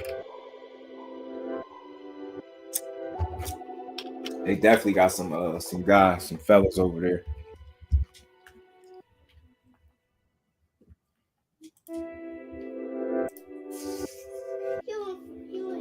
So man, that brings me to my question. So for the family that's in here, man. So who y'all got, man? Y'all got old Shaggy Foster dethroning my guy SHAKUR Stevenson to becoming the king of 130, or y'all just thinking like, it's gonna be a good ass fight? And I like old Shaggy Foster. Like I said, I hope he get more opportunities because he deserve them. He deserve them. I must have somebody he lined up to get the WBO title. Yeah, now that's making sense. So yeah, because they did strip. Yeah, y'all just mentioning that. Now I'm kind of catching it. So y'all think he got dude stripped? And who y'all think he got in plans for that title, man? Said no. Yeah, I'm telling you, man. That dude, man. Long as he just, he should. It's gonna be a barn burner. Yeah, and mainly for main reason why, because Shaki ain't coming in there to lay down. And I just want to be like clear when I say like I felt like SHAKUR beat him convincingly. I say that because that's how highly I think of SHAKUR. Is nothing against Shaki Foster, and he'll just have to prove me wrong, and that's okay. Because I still be rooting for him, and I'm the type of supporter. I rock with you, win, lose, and draw, unless you do some shit that I really can't respect as a man. Then I'm cool. I think Wood might get it. I see why you say that. You talking about Lee Wood, right? When I just knocked out Conlon. No shot won't beat SHAKUR. Nah, I don't think so either, bro. It's gonna be a good fight though, for sure. And that's all I'm saying. I don't want to like. I just got that much confidence in SHAKUR because I just continue to see him like completely outclass people, and it's like, yo, you better really have something for him to think about for you to even change the way he gonna fight. You get what I'm trying to say? Like I see somebody was saying when he fought Nakatila, you know, he was basically on his bike. They said he got hit with one shot. I definitely have to go watch that fight over, but because I didn't look at it that way. I feel like SHAKUR, he's defensively responsible. He's a cautious fighter. He's smart. Like I feel like he get hit with a good shot and he feel like he got to take a step back, reset or whatever. I feel like he gonna do that, but I don't feel like one shot is enough to keep him honest the entire fight. You get what I'm trying to say? Like one shot, that's not enough. You're gonna have to give him more than just one shot to worry about. You get what I'm saying? And I just, you know, I think dude was strong, game, and then on top of that, if I'm not making no excuses for him, I don't even know if he was 100% for that fight. But my thing is, if you're not 100% and you pitch that kind of shutout, give me SHAKUR Stevenson any night at not 100%. If that's what you're doing when he ain't 100%, pitching a damn shutout. See what I'm saying? So, and that dude, man, he just different, man. And I just hope Shaki Foster, whether it's SHAKUR Stevenson or anybody else, I feel like he deserves a big fight in a name that we really know, that we could, you know what I mean? Somebody that, you know what I mean, people gonna really want to watch him fight, because I respect how he lost early, like I said, and the two losses came from, if y'all go back and look at those dudes' records or resumes, those dudes was looked at as solid prospects coming up. Ronald Chinea was the second loss for Shaki, and the other one was Samuel T.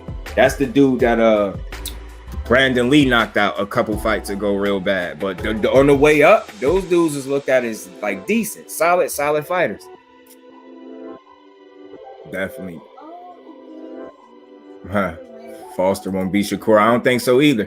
And I just want to be clear, like, this is no slight to Shaqy Foster. He's a beast, but I just think Shakur that special. You know what I'm saying? But you know what, I mean, even though this ain't the title of the video, but you know what I think would be a good fight for Shaqy Foster? I would want to see it. No, we ain't gonna see it right now, no time soon. But him and Shaqy and Lil B-Hop, that's a fight I definitely would like to see. I definitely would like to see. The reason I said that, B-Hop, you got one loss, and you got to go ahead and get yourself back on the winning side, getting there with Foster or Shaqy. See if he beat your ass. Yeah, Aaron, man. Like, that's what I mean. Like, I don't want to say he's just completely bad for the sport, but he could get in the way sometimes when he just don't need to be, man. Okay, you got it. Yeah, I don't see Shakur losing that one. Me either. And when I say that, like, again, I'm gonna keep saying, hammering this point. There was no slight to none of these other fighters. I just think that highly of him. Like, he that complete to me. Like, he gonna find a way to beat you, man. And I'm telling you, like, I always say that because that's what's jumped out at me when I started watching him. I'm just like, when people try to make it seem like he's so defensive and he's like some type of runner, it forced me to pay attention to his feet more. And what I noticed, he got great foot placement. He knows where to be in the ring, man. Like that, I can't express that enough, yo. That dude know just how not to get hit. He know how much to lean back, get out the way, you know what I mean? Slide this way. He know when to use his legs to get him out of trouble, and he know when to just use upper body movement or head movement to get out the way. And I just think the intelligence that he displays is crazy. You know what I'm saying? His IQ is crazy. That's why I'm so high. It's his IQ. It's not power, of course. It's not just the skill set, but the IQ, man. And I look, like I said, Floyd, one of my favorite fighters inside the ring, and he showed me, man. He taught me a thing or two, man. And I look at Shakur and I see, some things that he understands that Floyd understood. Not to compare him, but it's just certain things as a youngin that he understands. And it's like that range, what range to fight at? Like, he comfortable at whatever range, you know what I mean? But what I would say is I wouldn't mind seeing him fight more in the inside just to see if he can do it, because I feel like you might run into a fighter that could force you, you know what I mean, to see what you can do in the inside. And the more complete of a fighter you are, the better you be. I got Shaqy beating Cobra convincingly. Yeah, me too, St. Louis. I ain't like what I seen from Cobra. And like I said, for me, I rock what you win, lose, and draw. But it's how he lost. You know what I'm saying? You lost and then you kept losing. And did you fucking win a round? Like, bro, like that shit was frustrating. I hate, you cannot talk like that and go in there and lose every round, and then when it get rough for you, like, you know what? You just mentally check out. You like, I'm gonna just move. Like, you know what I mean? Like, bro, like it's like you mentally checked out in that fight. I would love to talk to that nigga. I would love to. I would. I seen him at the fights last Christmas when I went there. He was there. He was there. I seen him. I seen Cool Boy. I seen Joey Spencer back at the hotel. Seen a few fighters, man. Few good fighters, but Richardson, Hitchens, they always showing love. Speaking dudes was cool, man. But out of everybody, that's who they said was the asshole. They said Lil B-Hop, he cool, but he an asshole. Or very good with distance control, and that's what I'm saying. Slide counter, like that shit is special, and he uses just enough. And whether you got power or not, that's not. It's no scary in him. He don't fight scary. At no point in that Valdez fight was he fighting like he was scared. He was fighting confident, and he was being smart like he always is. And I get some people felt like he could have mashed the gas a little bit late, but that's why I question, like, how much did he actually hurt that hand? And did he hurt it at all? You know what I'm saying? Obviously he did, because he said his hand was hurting, but to what degree or what extent did he hurt it? Might be a bias against Cobra, though. Dude is a goofy to me. Nah, but you know what it is? With Cobra, certain people, like, they put on once it's a camera or a microphone crammed up under their face or in front of them. See what I'm saying? Where I think Shakur don't allow that to dictate what he gonna say and what he might not say. B-Hop he's stuck between like promoting himself and the shit talking. I guess that's because of where he's from.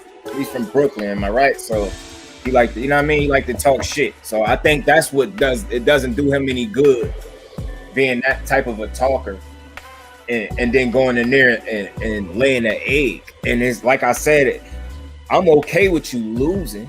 but it's how you lost. You were not. You showed me you couldn't make adjustments. You wouldn't make adjustments. Not only was you either you couldn't or you wouldn't, whichever one is still a negative. And then you had the audacity to mentally check out and get on your bike for the last couple rounds like you won. Like that's the biggest issue I had with the loss. That it's like, dude, ain't no way in hell. I know your corner was keeping it a buck. They told you was losing. I know you can feel it. You can feel you was losing. Dude was on your ass. Especially once he dropped, he was on your ass, man. So it's like, dude, with all that shit you talk, you was at least supposed to go in there and try to dog it out or whatever, or go out on your shell. Because I'm telling you right here, and I ain't no boxer, I ain't no trainer. And this is my mentality in the street. Before I sit here and let somebody like have me with my hands stuck at home and not fighting back, I'd rather go get knocked out, bro. Knock me out before I sit there and just let you beat me up and be cool with getting beat up as long as you don't knock. No, hell no. That boy conceded to an ass whooping. In live action in the fight, just said, nah, I'm good. I can't beat this dude. And I just didn't like that because I've seen what happens when fighters don't give up. I've seen motherfuckers look like they about to lose a fight. I don't even remember the name of the two fighters, but I don't know. Y'all tell me if y'all seen it. It was a fight that happened some years ago. Well, one of the dudes got hurt bad during the fight, so his corner fucking threw the towel in, bro. The referee looked down at the towel. He picked that shit up and threw it back out the ring, bro. He threw it back out the ring. He didn't acknowledge them throwing in the towel. I'm like, yo, that's wild. But you fast forward to finish telling the story. You know, he threw the towel back out. He didn't acknowledge that. And that the fighter whose corner threw the towel in is the one who ended up winning. He ended up hurting dude back and stopping him. One of the craziest situations. I'm going to go look that up again so I can find that. So when I jump on here, I'm going to get that clip, man. Of the dude throwing the towel back out the ring. I thought that was crazy, man. I'm like, this dude, yo, he really didn't acknowledge that his corner wanted to stop the fight. But, you know, seconds later, dude, or a couple minutes later, dude got his get back and knocked dude out. I think one of them was Michael something. Cat, he got a weird name. I think Marquez fought him before. I got to go back and look, man. Money controls everything. Come on, if nobody would fight Canelo, they need to pay that Justin. You know, my biggest issue is with Canelo. If a camera was on right now, microphone was on in front of him, you ask that man, what you in boxing for? You in it for legacy or money? We all know what he'll say, right? He'll say legacy. But then when you see how he moved, that's not legacy moves, man. Just being honest. I'm not saying every single fight you have has to be a world beater. But then when you fight 2 to 3 and, you know, you fighting a bunch of people, like you got to think about this. It's probably a handful of more people that he really fought that nobody wanted to see. And hopefully, not hating on him because he's going to get paid regardless. So I'm not hating on him. I'm just hoping he do right by the boxing fans. Hopefully, the lack of buzz that he been getting on this fight is a sneak peek into what's to come if he not giving us what we want. You see what I'm saying? He not giving people what they want. And think about that. He's gonna fight on pay-per-view, right? Am I right? And he's telling you to buy it, regardless of if you want to see him fight that opponent or not. Why the fuck would I do that? If I don't want to see, and then like I start getting annoyed more. I think about this Beeble shit, and I'm like, yo, respect to him. This is nothing against him. He got 19 fucking fights. He got 11 knockouts. He ain't had a knockout since 2016. That's 4 or 5 years. And then people talk. You got actual trainers talking about how hard he punched. If that dude punched as hard as you was selling it, it wouldn't have been no 4 or 5 years without no fucking knockout, bro. He'd have been knocked somebody out. He don't.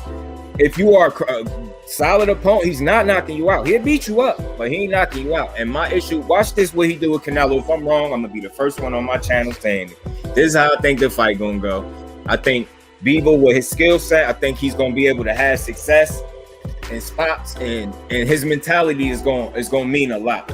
He got to come in there like, yo, fuck this dude. I'm trying to hurt you. I'm trying to beat your ass. If I don't get that feeling when I'm watching him fight, he lost already. You going in there and you not trying to hurt him, you just trying to like last, you're not gonna work, you're not gonna win. So I think Bivol gonna have some success, mainly early, but as that fight get to about midway, man, I think, you know, Canelo is gonna start closing the distance.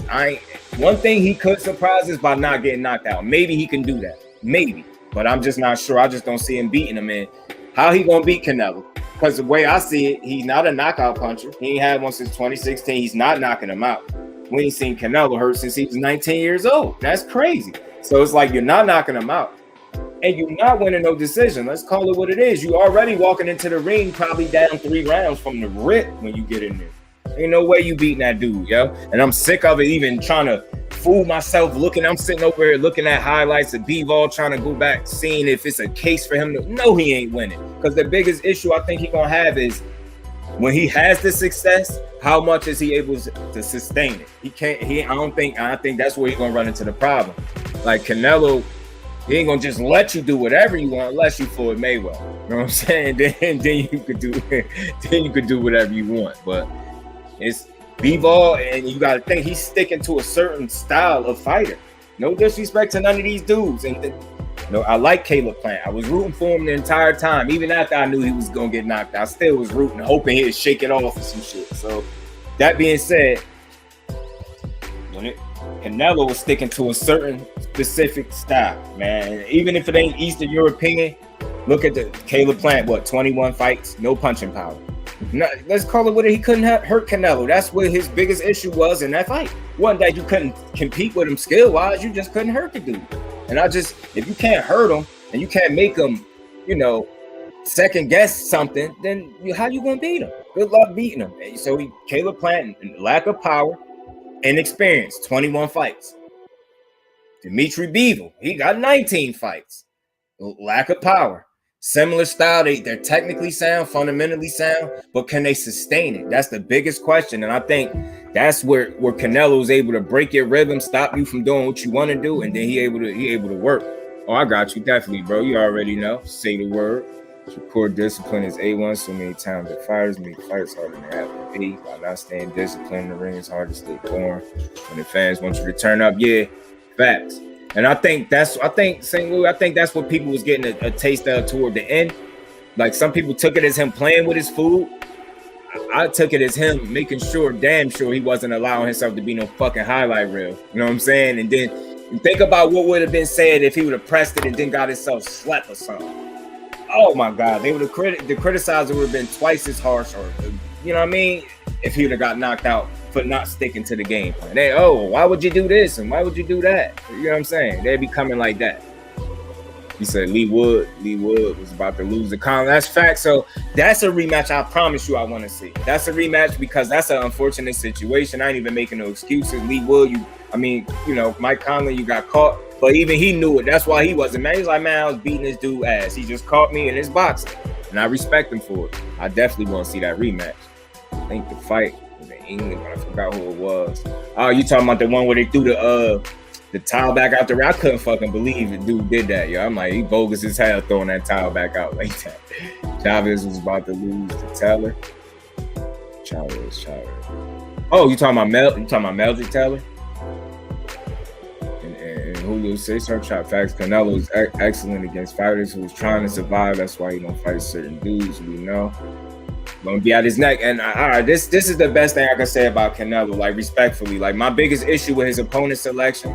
I'm not saying everybody gotta be a world beater. Everybody don't have to be Charlo, Andre, Benavidez. I get all of that. My issue is you are fighting people that you want to fight. You're not fighting people that want to fight you. When the last time he got in the ring with somebody that really wanted to fight him? That's all I'm saying. I'm talking about it's a difference between, I'll fight him. Your phone ring and it's the people or whoever getting in touch with you. And they like, hey man, you want to fight with Canelo? What you gonna say? No? You get what I'm saying? You like, yo, you're not thinking about it if you lose. You like, yo, I'll take that fight. It's a payday. So who gonna really say no? But it's a difference that somebody answering their phone like, I'll fight him. Then somebody pressing like, I want him. I want to fight him because I want to see if I'm better than him or not. That's why. You get what I'm saying? And that's the biggest issue. He's not fighting people that want to fight him. He's fighting who he wants to fight. And it's just a big difference with that. You know what I'm saying? Fight somebody that really feel like they'd beat your ass. You know what I'm saying? Not somebody, you know what I mean? Just not people. You just picking people. So it's like, man, people ain't winning because they don't pick him to win. They picked him because like Plant, he'll lose games. You're welcome. Yeah, Stormy B, salute to you, bro. Appreciate you, man. Yes. I agree.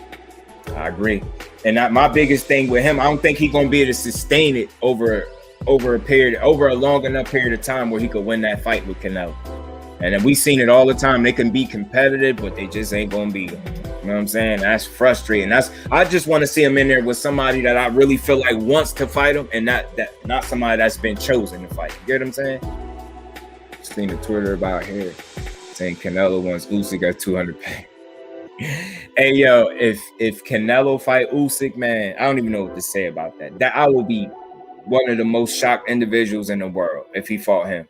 I would that was much respect to Canelo if he ever fight Alexander Usyk, bro. Much respect to him if he ever do.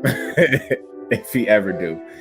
It's just dudes knocking on his door for the smoke and Canelo climbing out the back window to go hunting for the people not chasing him. Type of shit is that. You see what I'm saying, bro? And that's all I'm saying. I don't want to be overly critical to do something like I'm hating, but I know shit when I see shit. You're not fighting people that want to fight you. When somebody wants to fight you, you find a way to turn everybody against that person, you know, i.e. Demetrius Andre. He congratulated you, respectfully asked when you think we can make it happen. The man went right to disrespect. Took it right to disrespect. Instead of just saying, yo, we gonna talk anything. You could have said anything different. You disrespect. Now you want to sell us that you're a horrible fighter. Yeah, all right. Your ass don't want to get in there because we know what time it is.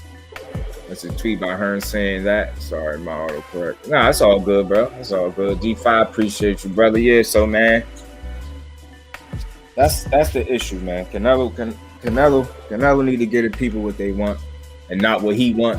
You know what I'm saying? You done made all this money. You got everything. He said the last year was like the best year of his life. Yeah, that's because you ain't being challenged properly, bro. You ain't. I called you months ago when they announced Canelo versus MacBook. So this is the goal. Canelo will stop his victory at heavyweight. Hey man, hey. I don't know if you was in my head thinking like that, but I promise you that's what I was saying. The first thing I noticed when I went and looked at that dude is that he had a couple of losses, and I think they're knockout losses or something like that. He got knocked out by Tony Bellew, bro. He been knocked out by Tony Bellew. Like, you know what I'm saying? He got and it's after he dropped Bellew first, I believe. That dude, what you think Canelo gonna do to him? Damn, yo, and it's crazy that they really was about to force feed the people that. The shit Canelo is doing right now is very disrespectful to boxing. On some man shit. Like, you're basically telling people they stupid for not being cool with you just fighting who you want to fight. I thought boxing was about who the people want to see you fight, not who you want to see, who you want to fight. We know what you think, you know what I mean? And that's my issue with him. He wouldn't have took that Beeble fight if him and his team wasn't more than confident that they would beat him. And you know what I'm willing to bet? I'm willing to bet one of the fights that they're using to do some scouting on him, Beeble, was when he fought what's his name, Joe Smith, because he got hurt in that fight. Getting hit high on the head. Appreciate you, Five. Appreciate you, Brody. For real. Destroy him, yeah, man. So that's my whole thing. And the most frustrating thing about Canelo is he actually can fight. He can fight. I think that kind of get lost when we start saying we want to see him in there, while the people think we just hoping for him to lose. No, we just want to see him fight people that want to fight him back. I don't want to see nobody standing there and get beat up no more. I'm good on that. I seen that Billy Joe just did that weird shit. I'm good. I don't need to see that no more. Fellas, what's good? Salute to my bros. What's going on? Just do you always cooking like a class A chef, man. So I'm always there for the meal, the appetizer, and the dessert and snack. Keep on doing what you're doing. Nothing, man. Wednesday. My weekend start after today, so one more night of work, and I get to act up for the next 4 days, man. But I see we talking about it. This guy, listen, man, this is my thing, people. I'm really going to trim down the names that are ut out my mouth when it comes to talking about boxing. The only thing dirty should be coming out my mouth is dirty talk to a fucking woman. Meaning, I am not talking about no fighter. I don't care who he is. No balls. I don't care no more. Cameron Smith. If they dirty, I don't care how good they fight. I got to trim it down. Nah, I'm with you. How good they are. I think we could do that as a unit, though. Collectively. Yeah, we should do that as a unit. Collectively. I just want to say this real quick. A lot of time I hear people say like, "Why we still talking about?" I think it's because we creators, and it some type of way it's gonna come up. You get what I'm saying? Some type of way, but I think we definitely could limit how much of it. You know what I mean? But it's just hard to ignore what he's doing right now, and I think that's how it come up, because people be genuinely annoyed by like, damn, like we really allowing this shit. Like, you know what I mean? We accept. It's mostly how I talk about him when I'm pointing out some indifferences and shit. I'm talking about him some indifferences today. Right. I think we should push the narrative on it, because I didn't care what they say anyway. You know that they come up with their Hall of Fame and they pound for pound and how they feel about shit. We come up with our own. Their brain, their cells are not in my brain, so they're not doing my thinking for me. And they don't control my my eyesight. Don't come with a fucking remote control, so they're not gonna control what I'm seeing. So I'm not supporting no dirty fighters. This is a dirty sport. It's a deadly sport. This is the whole. This is the most important thing we should think about first. This is a life-ending, career-ending, detrimental sport. Yes, sir. So we're going to give these gladiators, these fighters, their proper respect, good or bad. If they dirty in a detrimental sport, they don't get called a legend, because it's dirty, it's deadly, it's more deadly. You don't get no props. If you ducking, you get no more props. If you really not defining, because I'm tired of a lot of you people trying to change the definition of pound for pound. I'm gonna start chopping people in their throat. You did not come up with it, so you can't change the narrative of it. You can have your own nut-ass opinion about pound for pound, but don't you dare try to put it upon the fucking world, because it's blasphemy and disrespectful at the same time, may I say. But come on, man. This is a deadly sport. I'm all about clean boxers, bro. I'm about people who go in there and do it naturally. They win, they lose naturally. Don't need a little bit of this, that's getting shit rubbed on your gloves and all that. Facts, St. Louis. It's a very perverted sport, people. It is, and some of the favorites, some of the legends that we talk about, they did dirty shit and they was a part of it. Some of them did it more than once. Some of them is only known that they did it more than once. Doesn't rule out the possibility it could have did it 20 more times. But when I'm digging through this shit and you come up dirty, I can't talk about you no more. I won't talk about you. I'm only supporting clean fighters, man. That's doing it cleanly. They got the confidence in their natural ability, their athleticism and all that. I'm not doing none of that. If you a duck, because pound for pound is about you fighting someone in the same weight class as you as equal skill. Not about different weight classes. No, stop trying to change pound for pound, you disrespectful fools. You're not changing it. Talk to him. And then try to put it out on the world like it's supposed to mean something. Because I piss on it. And everything else. Get on out of here with that nonsense. There's too much corruption in this sport. Facts. This is my passion. I can't represent that. I don't represent the nonsense that go on the street. I definitely don't represent it in boxing. Glad you said that. We all passionate about this sport too. We ain't just doing this shit for fun. I really got a passion for it. I'm glad you said that. Like I actually love this shit. Man, their life is on the line. And we up here make jokes and this, that, other, blah, blah. Get your head wrapped. Like I said, I could tell most of y'all probably never been in a fist fight before. It's a very deadly sport. You got people running around cheating, and you got people controlling the narrative. You supposed to praise him. Oh, he's a legend. He's a legend of ducking. He's a legend of juicing. He's a legend of snorting. He's a legend of shooting up. All that. All these Tyson Furries, these goddamn Canelos, all these dudes. The whole entire goddamn Juice crew, all of them. They get no respect and no airplay for me unless the segment is about that and that only, but nothing good. Your skill set cannot be talked about no more because it's perverted. Talk to him. You don't have a clean skill set. They got skills, but is they skill set clean? Is it Errol clean? Is it Bud clean? Is it Dev clean? Is it Shakur clean? Is it Tanks clean? No, the fuck it ain't. Roy's sign of weakness. G5 back in that super chat. Much I'm not appreciated, playing bro. with it no more. I wasn't playing It's with hot. it You're not on my list. from the giddy up. And y'all keep on giving these dudes airplay and all that and praising them. Start chopping y'all on y'all throats. This is supposed to be about a clean sport. All this nonsense going on. These dudes don't get no props. Get out of here. You doing all that nonsense, you just blemish and shit. This my bro right here with this LeBron James. He says you had him laughing the other day. You the one. Appreciate you, bro. I fuck with him because his name LeBron James. And remember, I said that the type of fighter that I asked somebody would a female would they get in the ring with Clarissa for $20 or some shit. That's him. I just want to be gambling. Yeah. He subscribed. He subscribed to your joint. Damn, for real.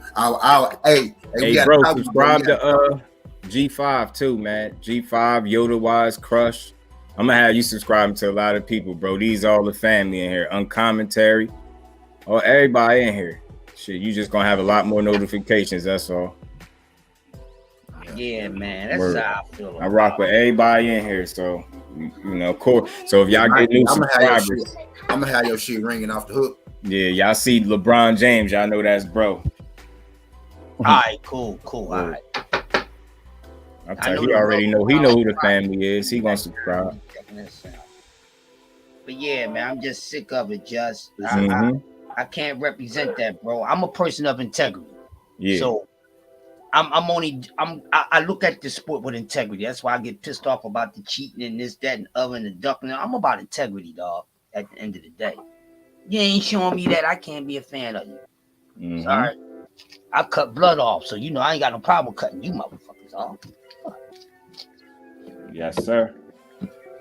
Sorry, in your sport. And you know what I think it is? People gotta start being men of integrity, man. Like if we're frustrated with a fighter, you know what I mean, because he did wrong by the sport, how do y'all come to the defense of that? How do y'all come to that man's aid? I just don't get it. Like, make that add up. You know what I'm saying? Like, nowadays it's like certain fighters, they do wrong, you can't even say nothing to them. Like, man, you motherfuckers ain't exempt to do whatever you want. Like, you do bullshit, we could call you out on it, and we could not support you if we want to. We the fucking consumer. You don't get the.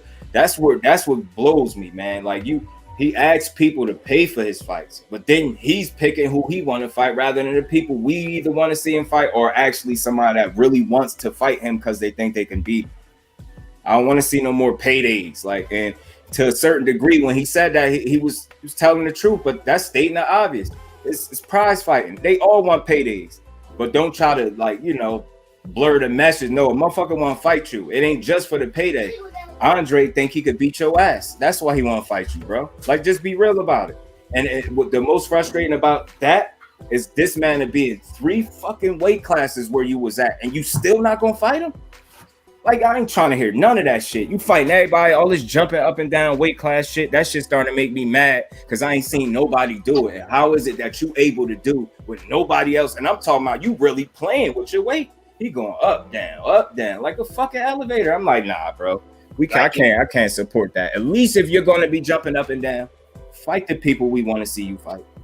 And then we ain't got nothing to say about it. All right, we could kind of live with the fact that you might have an unfair advantage that people just don't want to admit to because you ain't constantly getting caught. But when I see motherfuckers increase the limit of clenbuterol after you pop dirty, that's for you. That is for you. When you get that little 6 months vacation, that's for you. That, you know what I mean? They gave you a vacation, bro. That was a slap on the wrist. A slap. Meanwhile, the opponent that you was fighting, he on borrowed time every month, and you get what I'm saying. By the time you got back in the ring, this dude, he looked like he was older. He looked it. He got tired faster. You brought the fight to him. I respect that one. You know what I mean? But man, all this weight jumping shit and fighting who you want and expecting people to pay for it, that's bogus.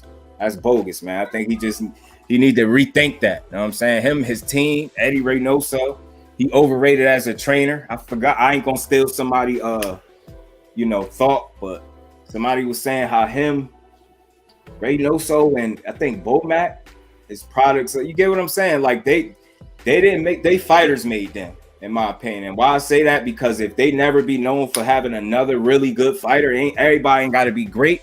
If they ain't known for having another good fighter, man, you just not as you can't. I don't know how great could you be just for one really good fighter that's not fully challenging itself. He get too much praise is basically what I'm saying. You know what I'm saying? You get too much praise, man.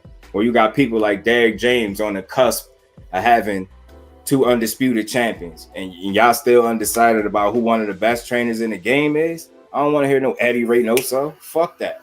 Derek James is the man right now.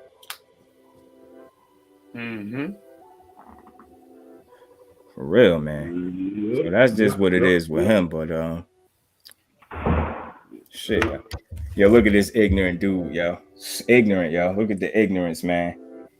Kambosos will never lose to a black boy. Now, I'm gonna tell y'all this right now. I'm too small to be blocking people, but guaranteed once I get off of here, I'm blocking the shit out of him. I ain't even tolerating that ignorance. That's, you won't even get a response from me, bro. I'm blocking you. Blocking the shit out you. That's ignorant. Who said that, Just? Somebody wrote that. If y'all, I ain't telling y'all to just go check my shit, but if you just go check the comments on that Kambosos clip where he was saying like he gonna get Kambosos respect, or Haney clip where he was saying Kambosos could stop calling him a kid, that shit got so many comments, and that shit just bring the worst out of people. I noticed that the Kambosos, the Haney and Kambosos situation, and me just bigging up Clarissa Shields is enough to bring the racist people out. Yeah, Clarissa Shields, never seen nothing like it. Yeah. Clarissa Shields get them going. Yeah. Word, dude was going back and forth, and I'm not trying to debate at every turn. Every time we disagree somewhere, it got to turn to a full-blown debate. But at the same time, if you logical and that's just something you want to do, just to, you know what I mean, you want to shoot this shit, and that's cool, but be logical about it and stop. Don't be, passing your opinions off to me as fact. You get what I'm saying? I say something, you say something, and what your opinion is, it matter more than mine. You can't do that. You can't do that. Talk with sense. And it was about the Savannah Marshall. Oh, she gonna knock her head off. She gonna do. I'm like, bro, how? What do she do better than? I'm asking questions like that. I just want to know what you think she do that's so much better that she gonna do this to Clarissa.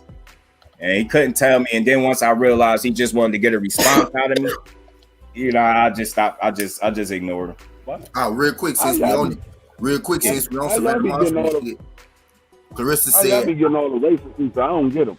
Yeah, they be free. I promise you, they come. I want to track their ass down. It's your subject matter. I'm gonna track their ass down. I'm not blocking you. You gonna see me at your doorstep. I'm gonna sure enough track you down. I'm gonna get your daggone IP address, and I'm gonna locate the shit out you. And free on some Liam Nelson shit. He on some Liam Nelson shit. I got a very special set of skills. So we talking about, so we on Clarissa and Marshall. Clarissa said, I just ran 3 8-minute miles. I won't smoke, and I want to announce my next fight. But this bum ass Savannah Marshall has went into hiding. I won't smoke with her, and anybody who supports her, stay ready. So I don't have to get ready. Yeah, that's what I'm talking about. Love her, man. Love her, man. I love her, yo. Y'all, hold on, real quick. Y'all see what? Let's use Raleigh and let's use Savannah Marshall as what happened when capping goes wrong. Go wrong. Facts. You could do all that capping, but eventually you will have to stand on that shit that you're talking about. Hey, man, you might have just gave me an idea, man. You up here shooting ideas. You know how my brain start working. That's my brain. That's what's supposed to happen, bro. Yeah, my brain was. As soon as I heard you say that, I'm like, and I'm with you, like with the capping going wrong, because that's exactly what happened when you get your bluff called in boxing. When you a sport that you can't play, now you in it and you stuck in it. Man, all I'm gonna say to all these people who think Canelo ain't still using something, y'all motherfuckers crazy as hell. Do you think you're gonna be going up in weight and you ain't gonna be sitting there and you ain't drained and you ain't getting tired no more, and he not on something? He's still on something. Facts. It's just they haven't caught it. Facts. And nobody watching my Canelo breakdown because everybody knows what's going on. And you know what I be saying to that D-Free? Like I understand everybody is not Roy Jones, and I use him because he was one of the most athletic, like, you know what I mean, athletically gifted fighters of our time. If that shit affected him, and that's why I'm bringing up the athleticism, because if that affected him, why are you so special that it's not affecting you? And you're not half the athlete he is. I'm not talking about skills, I'm talking about athlete, natural, just raw athleticism. Roy was the king at that shit. That's why he was able to get away with some of the shit he was able to get away with. You get what I'm saying? And it's like, if that shit caught up to him and we seen how great he was, like, I know all of us watched Roy at one point and felt we understand every fighter could get beat, but I'm pretty sure at a point it was like, damn, ain't nobody gonna beat this dude. I know we all felt like that for a second until it actually happened. You like, you know it can happen, but you like, yo, somebody gonna have to show me they could beat this dude because he fucking people up. And then when we finally seen it, and you just factor in the shit that's around it, you understand, like, that shit caught up to him too. Playing around with your weight, going up and down. You played with heavy weight and then came back down. Like, bro, you know what I mean? If it caught up to him, I just want to understand why it's not catching up to, sentiment. Like, why not? Why are you so special? And you just, like I said, you're not half the athlete Roy is. So how are you able to just defy the odds? Like, that's the shit that got me stumped. You see, and the thing is, what some people, what most people don't know, what most people don't know about Roy Jones is, Roy Jones also played basketball. So he wasn't just boxing, he was playing basketball. So you was like, oh, well, Roy wasn't in shape. Roy was always in shape. It's just a matter of you going up in weight and coming down in weight. That shit takes a toll on you. You can't just gain weight and lose weight and keep doing that naturally and not affect you. Now, if you're doing it with the help of some other supplements, then that's different. But if you're doing it naturally, it's going to take effect on you, and it's going to take a toll. You're going to either you're going to be drained, or you're not going to be as fast. You're not going to be as powerful. You're not going to last as long. It takes a toll on you. Yes, right, absolutely, and that's why I feel like that's why people, for the ones that do it right, you know what I'm saying? Look how good Floyd was. He wasn't playing up and down. It's like he knew better. You know what I mean? You got to do shit that's smart, and you got to think. This dude be just jumping in weight classes. It's no acclimation for him. It's like wherever I'm at, I just been there my whole career and I'm good. It's like no weight fluctuation, no nothing. You're not losing no power. Like from what we can see. You know what I mean? Don't even look like he losing and gaining weight. That's the crazy part. Yo, this is what I'm saying. No fat, no issue, no nothing. Even look like he losing and gaining weight, yo. Come on, bro. Like, you the only one that could do this out of all these fucking great athletes. I ain't even talking about skill sets. I'm talking about fucking athletes, bro. You feel like I say an athlete would be able to, you know what I mean, have more room to do shit like that, playing with their body, because they can make up for it with the raw natural athleticism. And we even seen that catch up to Roy is my thing. So it's like, again, I can't stress it. You're not half that athlete. How are you able to do it? And why is it when we say something about it, it's like y'all get too defensive. Like y'all know what it is. Know what the fuck it is. That dude cheating. Not only is he cheating, he giving us bullshit fights. You know what I'm saying? It's like they shining shit up and telling us it's gold, man. That's exactly what they're doing. And I'm not calling Bevel shit. I just want to be clear, but he know what he doing, man. Just pay attention. It's the second fighter in a row. This dude don't even got 20 fights. He's not beating them, yo. He just ain't gonna have it. And I see a little headline saying, can he handle the boxing skill of Bevel? For me, the question is, can he sustain it? That is the biggest question for me, because is he gonna have success? Yeah. When the last time you seen Canelo get in the ring and just completely, a nigga don't get nothing off on him? So it's not about if he gonna be able to get something off. Is he gonna be able to sustain it over a 12-round duration? If he's not knocking him out, he ain't had a knockout since 2016. You know what I'm saying? It's like, can you sustain whatever it is strategy that you gonna bring that day? And from what we keep seeing, they can do it. They can make it look good. They can always make it to the finish line, but at some point in time, he catch up to him. And my whole thing is, if you don't knock him out, which I highly doubt you will, because you just not a knockout puncher, how are you gonna win on them cards? You going into that fight 3 rounds down, you better know it, and you better fight like it. I'm telling you. Man, Floyd couldn't get a unanimous decision. Fuck you think you gonna get? You're not getting no decision over that dude. That shit is crazy. So you gotta knock, and then he fighting people that you don't really even feel like would be able to hurt him in that manner. They keep saying how he punched and all this. I just can't run with that. Fuck that. He ain't punching like that. Boy got 11 knockouts. What, 19 fights? But look at the opponents that he's knocked out and look at the ones he hasn't. You know what I'm saying? He'll beat you up, but he ain't knocking you out.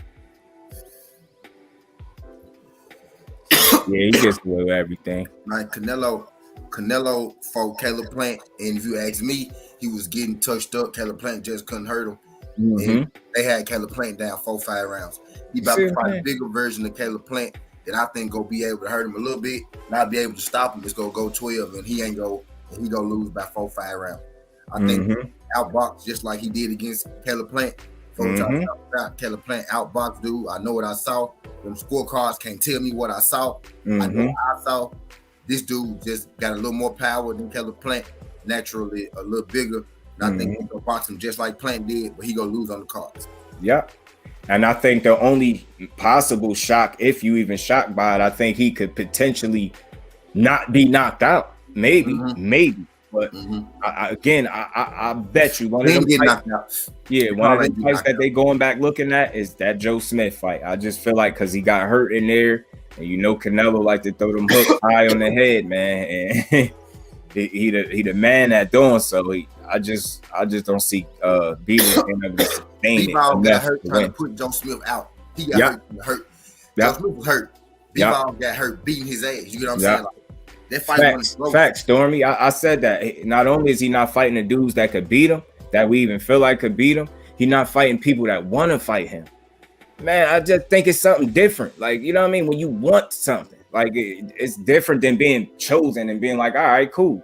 Like, you know what I'm saying? Like no way Beaver was thinking about this dude right now. There's no way he was in his mind thinking. He was pump faking Bivol. Like he been pump faking Bivol for like 2 years. Fake trying to fight him, then saying, "Now I'm gonna fight somebody else." Fake trying to fight him, so now I'm fighting somebody else. I think he was trying to catch Bivol. Facts, Stormy. You know what I mean? I think he was just like he did Bivol the same way he did Plant. Ghost was good, bro. Yeah, and that shit is just, man. You know what? It's when you think about it, the more you think about it, it get more frustrating because it's like on one end, it looked like he picking the money over legacy, right? But then it's like, so hold on, if the opponent too crazy, you don't give a fuck about the money either. So you literally in here doing whatever you want, and you telling people they pay for it, and fuck it, you gonna pay for it, and that's the shit that just bothers me.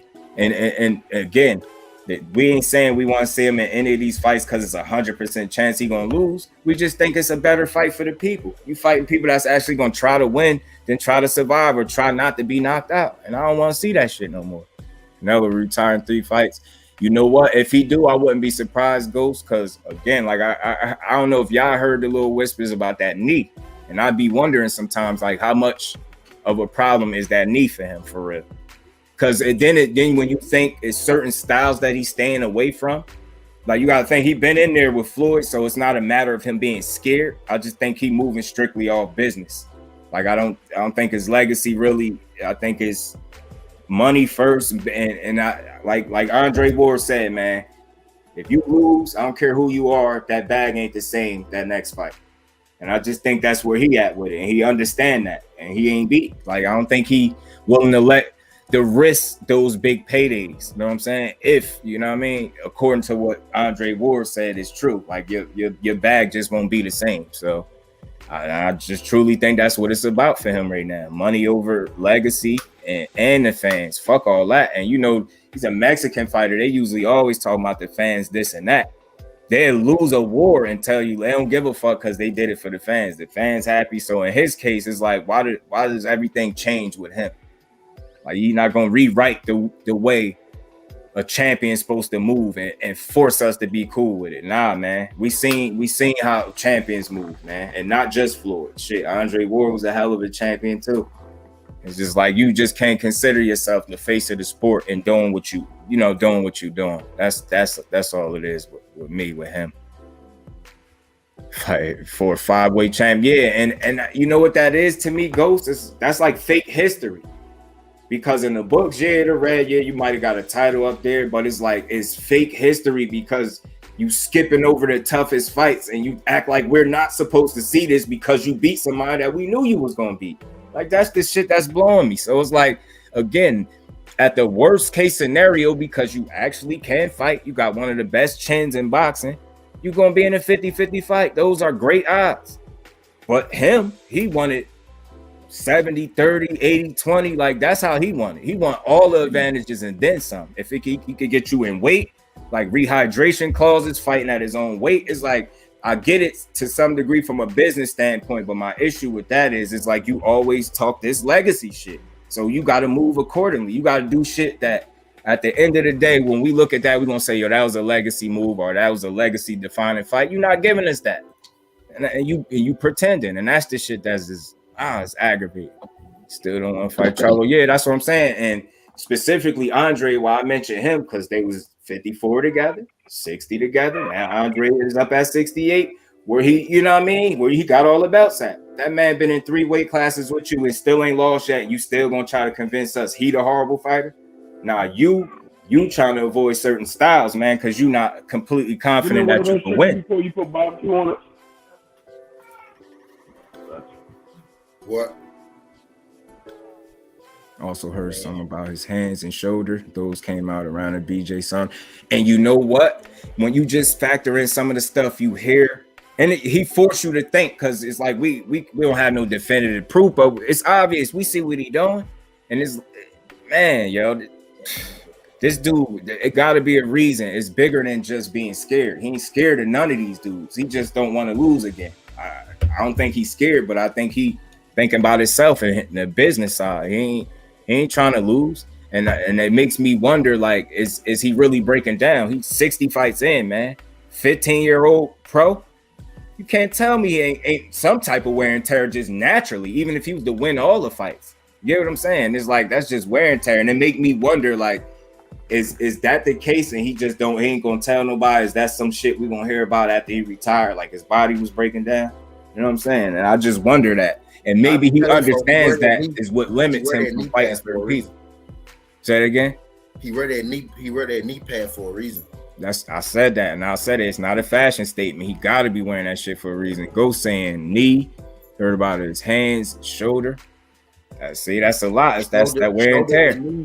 Knocking out bigger men at higher weights when he was only scoring stoppages. Man, I love his insight. And I'm telling you, man, because I was one of them people when everybody was talking about his power. I was watching it a little different. I was seeing certain people really be able to deal with that shit. One of the fights I went to, the lighter weights, I think it was at 54 when he fought Angulo. Still got the stoppage, but if you notice, he never dropped. Dude was eating them shits. It's just like one of them stoppages with a ref, like, stop it type shit. I hate to see those type of knockouts. Let that dude get knocked out if he gonna knock him out. But yeah, you wasn't knocking it. Now all of a sudden you just knocking everybody, and then we can't question that. We gotta deal with it. Nah, bro, we on your ass. You're not gonna just do what you want. We don't say that. He will fight Bivol, GGG, and finish with Arthur Beterbiev, you think, who was almost 40. I'm gonna say this now, man, and I'm not trying to be funny. Arthur Beterbiev, he did his thing against Marcus Brown, but did y'all see some vulnerability in there? Because I did. I seen some shit that somebody else, like Canelo, might look at that. I'm telling you, when you have a rough performance, a bad performance, here he come. Best believe he coming to fight you next. So that's why I thought he was gonna fight Jamal. That's why I thought he was gonna fight Jamal. Because Jamal had that performance that was just so bad, everybody couldn't believe against Montiel. I said, this perfect timing. I said, that might have helped Jamal. He still ain't fighting. I thought so too, bro. I said, yo, this that's why he get him to fight. Hey, I feel like that's why he fought Copeland. He saw Anthony Yard land on him. He saw Anthony Yard land on him like that. Jamal's still young, though. He's still younger. You know what I'm saying? He might have had a bad performance, but he's only 31 years old, 32 years old. He's right there with Canelo. So he's looking at like, shit, he still got some shit left in the tank. I don't, if I might be able to, you know what I'm saying, you know, his natural ability might naturally just take advantage of better bees with age and some of the loopholes. But if goddamn better bees hit his ass, I don't give a fuck what clenbuterol you on. That motherfucker hit. These guys ain't doing it. He be punching. Curry ain't gonna beat him right now, man. Ain't none of them guys. They go. I agree 100%, bro. You on top of it. Yeah, that's true. That's true. They could have, and I don't know what that is, but the only one I heard kind of agree that it'd be cool for them to all fight each other is Benavidez. But it sounded realistic. Like, I don't misinterpret people. I try my best to really understand what he's saying, and he didn't. To me, it didn't sound like he was trying to get out of fighting Canelo. He just seemed like at that moment he made peace with the fact that if he got to fight all these other people to get to him, then so be it. And then he went on to say, like, maybe that way he had the experience and the confidence to go in there with Canelo. And I kind of agree, because again, I don't want to see nobody just challenge him. I want to see somebody try to beat this dude. And I don't want to see nobody just in there to give a decent fight and then end up losing it either on the cards or a late stoppage. We've seen that enough. I really want to see somebody from round one to whenever that fight is over really try to beat that dude. It's gonna be Charlo, bro. What's good, bro? Appreciate you for sliding through. It's gonna be Charlo, bro. I'm telling you. Every time he hit that Charlo dude go hit his ass back. And Canelo ain't sure if he gonna be able to take that shit every time he know when he hit dude go hit his ass back. Y'all know what I want to say about Charlo on this, but dude got a beard. Dude is solid. Dude never been down. Dude don't fold. Dude don't break. He go punch your ass. When Canelo hit Jamal Charlo, he go punch his ass back. And Canelo not sure if he ready for that. Dude, he's just young enough. He's a big enough guy, a good enough athlete to put some hurt on Canelo. His natural ability right now at 31 still might be able to match Canelo steroids. You know what I mean? It still might. It's still that change. But you better understand, whether you feel, no matter how you feel about Charlo, he go punch Canelo ass back. You better believe that. And that's what I'm saying. And somebody talking about he gonna get in there, and I think he just gonna be a fan. And I even heard people picking him to get stopped late. Charlo get stopped late. I'm like, yo, he ain't going in there to be no fan. He'll never be able to lay that down, yo. We'll be on his top for real. And again, it's not if you lose, it's how you lose. Bro, if I seen you lost a fight, but I can tell from sitting at home or wherever I'm at that you was trying, I can live with it. It's like, all right, he was the better man. But if I watch a fight and I'm sitting there looking like you got your hands at home and you not fighting, and you did all of this shit to get in there and do that, I'm gonna be twice as mad. Like, bro, I can't believe you just got in there and did that. Nah, and that's why I said it. I really think if he get in there with somebody that actually want to fight him, I think he know whether he win or not, it's probably gonna be tougher than what he want to deal with right now for whatever reason. I don't know, but that shit is just mind blowing. They Canelo needs to wait, except that he will not fight you and move on. Nah, that's a fact. You can't waste your entire career on it. Y'all gotta remember when Arthur Butterfield had that Canelo go fight them, Ghost. When Arthur Butterfield had that Marcus Brown fight, he looked vulnerable, and Canelo started. That's when Canelo said he wanted to fight Arthur Butterfield, and then Arthur Butterfield jumped up at the opportunity, and Canelo was like, "Well, I'm gonna go look at Jamal Charlo real quick." He got up off that joint quick. He thought okay, Arthur looked vulnerable, and then Arthur was like, "Yeah, let's make this fight." And he was like, "Nah, let me back up off this real quick. He too anxious. He ain't slow yet. He didn't slow down yet." I remember that. Yeah, he was like, he didn't slow down yet. Go. Dave Benavidez already in the mandatory position now. He finna win the interim belt. If he was gonna do that, he'll just fight Benavidez now. Can stay at 60 and still say dude's name. Yes, the thing is, 68. The thing is, man, everybody. The thing is, really what we want to do is we want all of the Canelo beaters to fight each other, bro. And that's exactly the exact opposite of what I want to happen. I promise you, because I don't see how he get to call that shot. How you get that? I want to see Canelo fight them folks, bro. You telling me fight them? This Why dude can't he fight them folks, bro? Not only do he think he can fight whoever he want and make the people deal with it, you think you get to call who other people fight too? Who the fuck? Like, bro, who the fuck? Man, who you think you are, man? Fuck out of here. We being real. You should have 3 losses. We know better than that. The hell out of here. You don't get to pick who you want to fight and then get to pick who other people fight too. Like, who the fuck you think you are, bro? I can't believe this dude, man. I want to see somebody put hands on him. I'm sorry. I do. And I ain't hating on him. I just want to see him fight somebody that actually want to fight him back. That's all. Win, lose, or draw. Because the dude can fight, man. But he just ain't challenging himself. And he making a whole lot of money doing it. That shit crazy.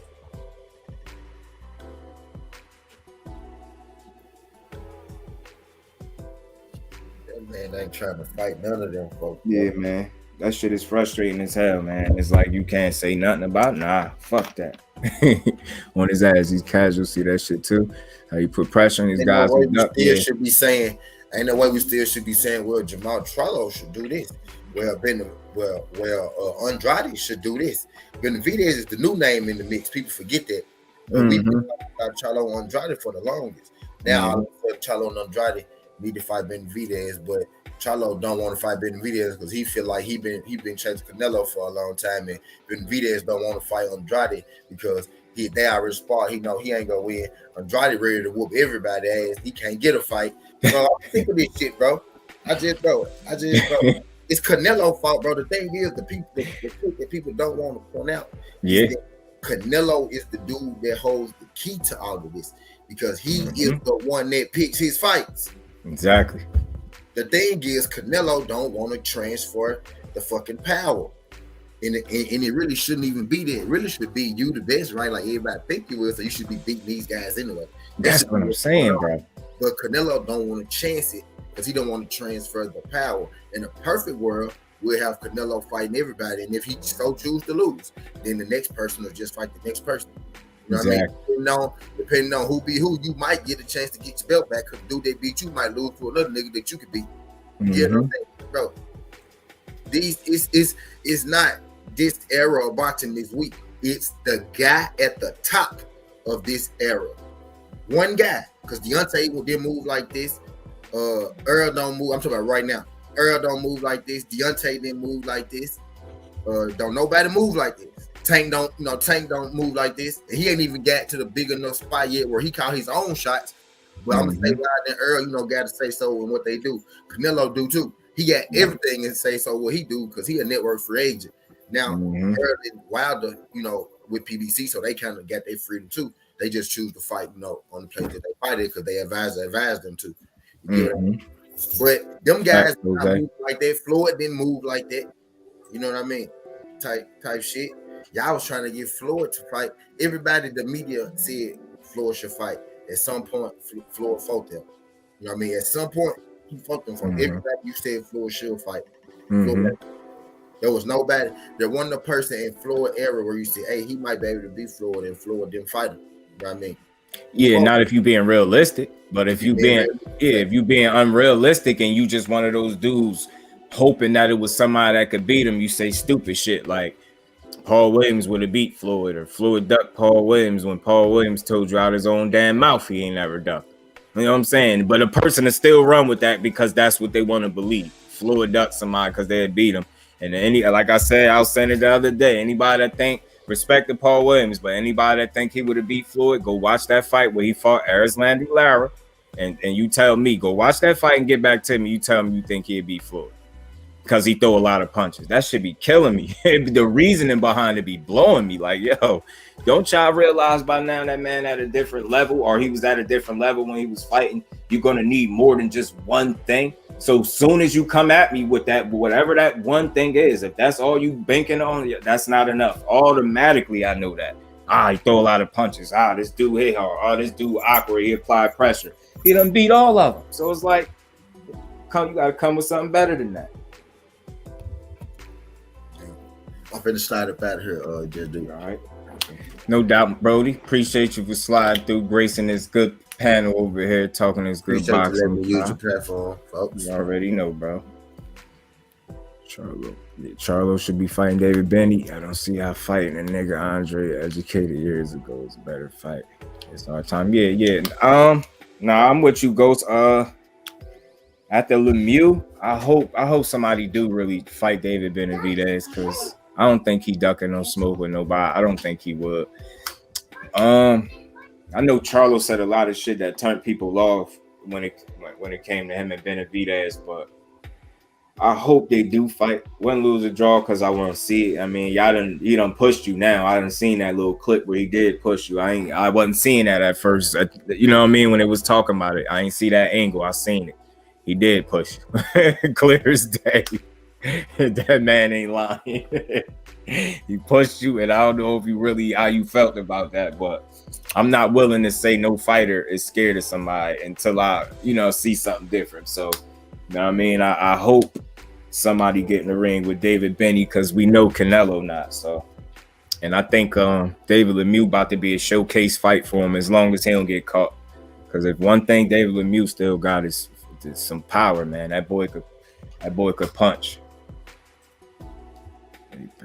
Hey. Charlo can't tell me he wants David Benny. That nigga at 160, Canelo at 75. Stop calling folks.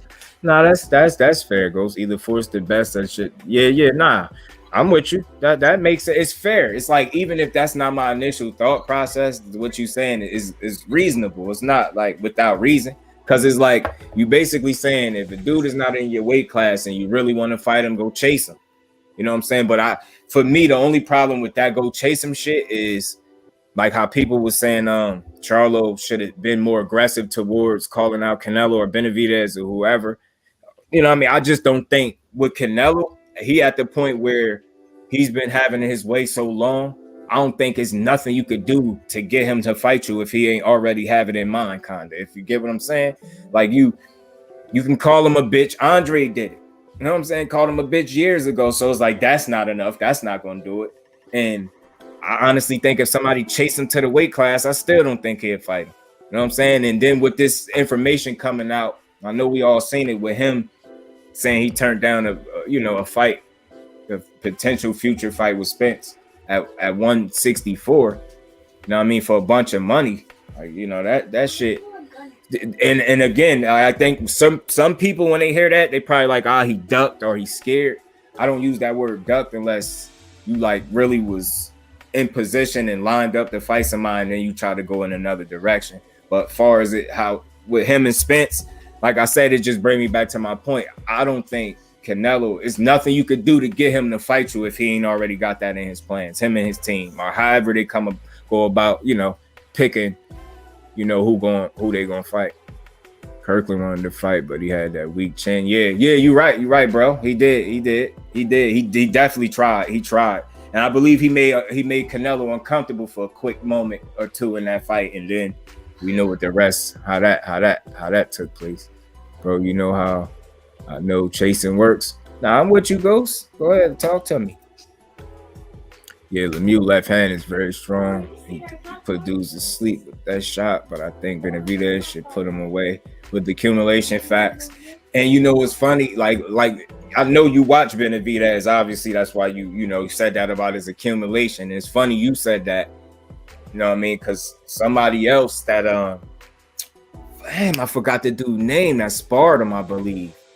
And he was talking about his power, and what I got from it, he's not trying to say Benavidez don't hit hard, but he's saying it's not the so much just the power that's getting people out, it's the accumulation, like pretty much what you say. And we know that Benavidez ain't no one punch knockout artist, but they act like he is. But now I think he's heavy-handed, and I think his temperament and his willingness to try to hurt you, and throw them many punches and do it is, you know what I mean? He come to fight basically. And he gonna lay it on you. He gonna make you have to answer some questions. Check this. I recently found out that Canelo had actually said yes to fighting him. It was the IBF who declined it. Wow. So, okay. So you saying chasing him does where you can put him in a corner. Charlo hasn't ever done it, so I don't want. Yes, yeah. I mean, yeah, but. I like, again, even though that's not my initial thought process, I get where you coming from, and it's within reason. But my whole thing with that is why should I have to chase you, man? Like, you great, right? You get what I'm saying?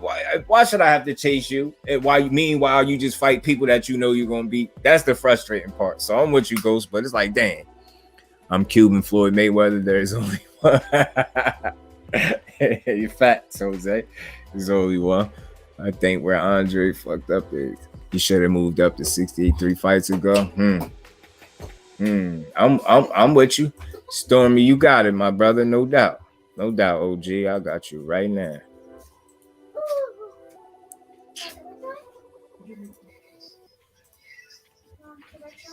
So we don't want to chase him.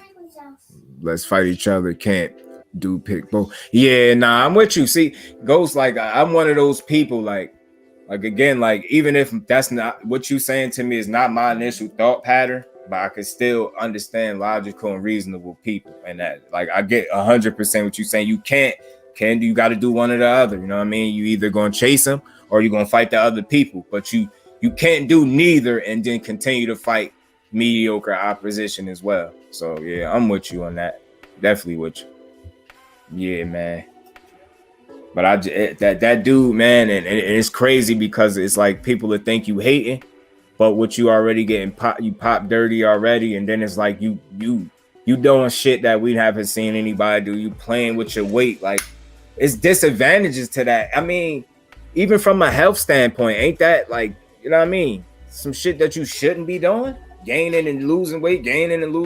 Am I right? But he seemed to do it with no fucking problem. Everyone career on hold, they be chasing them, so that's what they want. Go trap nigga. The window was there at 68. All they had to do was move him 68 and get in position. Nah, I'm with you, Ghost. I'm with you. Yeah, but again, this is like, damn, Canelo, man, you gonna really make these dudes chase you around in weight classes and shit, and not fight nobody? And my whole thing is, once he started that, oh, you're a horrible fighter shit with Andre, I knew right then and there he about to try to convince everybody that's his fan that Demetrius Andre the bad fighter. And then you know what I start hearing? He struggles with C and D level fighters. What do you think Canelo's gonna do to him? I'm like, yo, and then you know what I said? I told that person, I said that name the D, C, and D level fighters he struggled with. Wait, just name them. Then he said, well, he got hit by such and such. Then he started talking about how he got punched in a fight at a certain point by somebody. I'm like, yo, that don't mean you struggled, man. And losing a couple rounds, if that is not struggling, yo, that's not struggling. You got to make the public see you really after him. Nah, that's a fact. It goes, I think if we collectively, man, if we start demanding what we really want is the people, they have no choice. Because again, we are the consumer. And without us, they don't get paid. Don't give a fuck what promoter they got. Get what I'm saying? Charlo move up to IBF route. They put mandatories above unification. Yeah. And that's weird. You think it would be unification would trump a mandatory, right? You would think it would go that way. I think they do that situationally too, Ghost, like depending on who the fighter is and if they're trying to shield them or protect them from somebody that, you know what I mean, they don't want them to fight. Who turns down that amount of money? He's scared. And it's like when we say that, it's like, well, you know what I mean? I just don't know, man. I just don't know. Told this to Andre team, fuck the WBO if they're not with it. Go IBF route. One go IBF route, the other go WBC or something else. Make the public see who's ducking. Nah, I'm with you, Ghost. I'm with you. Stormy B, the OG. Salute to you. Yo, salute. Can you guys hear me?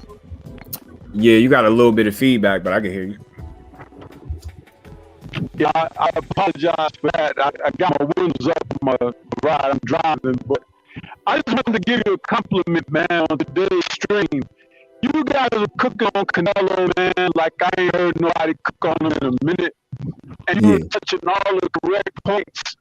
And you carry it on something that even if you're a Canelo supporter, you can't deny the facts of what you guys have laid on the table. And I just want to be able to come on and say that, you know, and not have to just type it in the chat. Yeah, I appreciate that. Give you credit for doing what you're doing, because, you know, people out here on these areas can be influenced, but they can be influenced by being pro something, but not understanding what constructive criticism is. And therefore, constructive criticism gets taken as you having a dislike for someone. A I never met a college professor or a high school instructor or any grade school teacher who would just pass you through without putting out some type of mandate to make you challenge yourself. If they did do the opposite, they were not good or proper instructors and don't have no place in trying to oversee education for people. So, this is me just coming out complimenting and, showing respect and letting you guys know, the conversation that you had today, talking about Canelo, man, you've been spot on. I appreciate you, man. Appreciate that 1,000%. Yeah, we trying, man. We trying to, have these good, lengthy boxing discussions, because I think that's what boxing need, man. People that's aware, and doing their best to understand and help other people understand what's going on without it having to be, everything don't have to be a debate. It could be a conversation. And I think that's how I'm trying to push it over here. There's a lot of good conversations to be had. It's a lot of good fights to be made, and we just got to, do our best to keep the people in tune with what's going on to the best of our ability. I feel like that's, at least we got to be that responsible in that regard.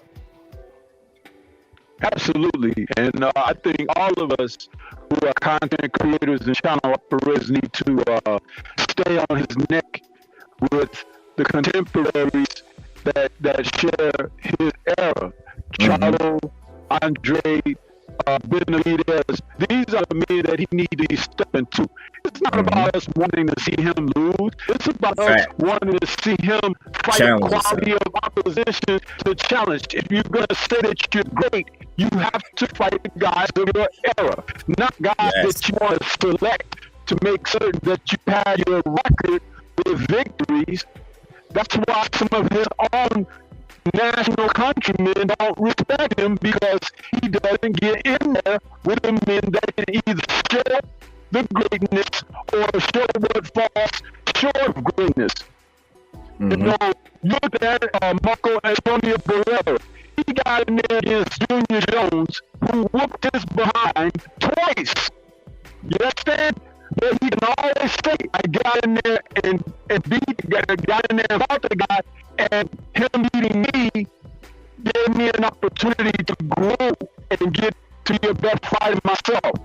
Exactly.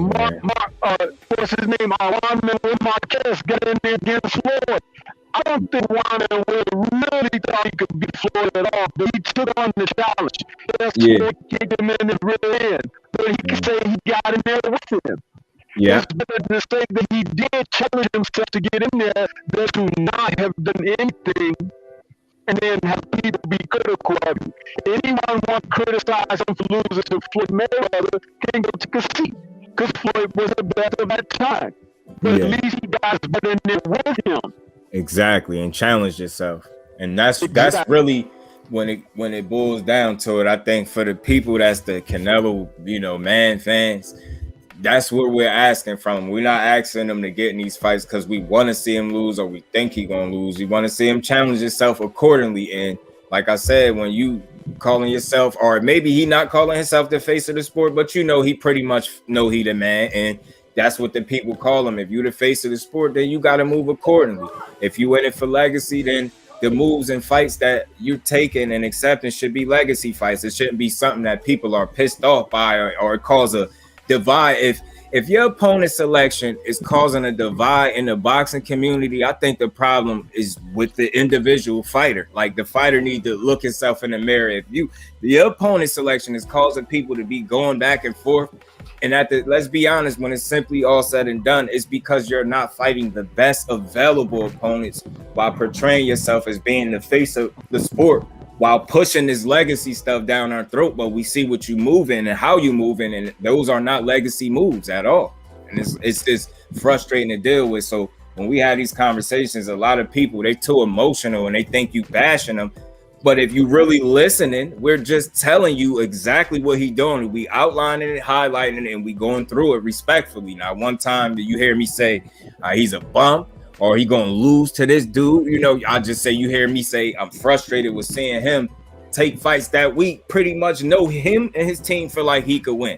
you're not fighting the people that we want to see you fight, and you're not even fighting the people that want to fight you. You're picking people and they saying yeah, and then that's your fight.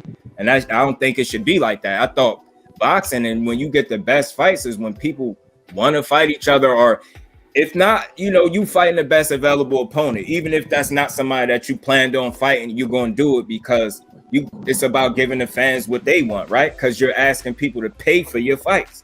So you at least owe that to the people to give them what they want. And I ain't saying, like I said, every fighting got to be a world beater, and it don't have to be back to back to back. It doesn't have to. I can understand a light touch here or there, but when you consistently fighting people that really shouldn't even be in the ring with you, I have a problem with it. And it's like, when you speak up on exactly what it is he doing, that's not hate. You just telling the facts. Is that a fact? Is these people that he's been selecting, and I can name at least 3 of them like in a row where he, you fighting these dudes, nobody's calling for these fights.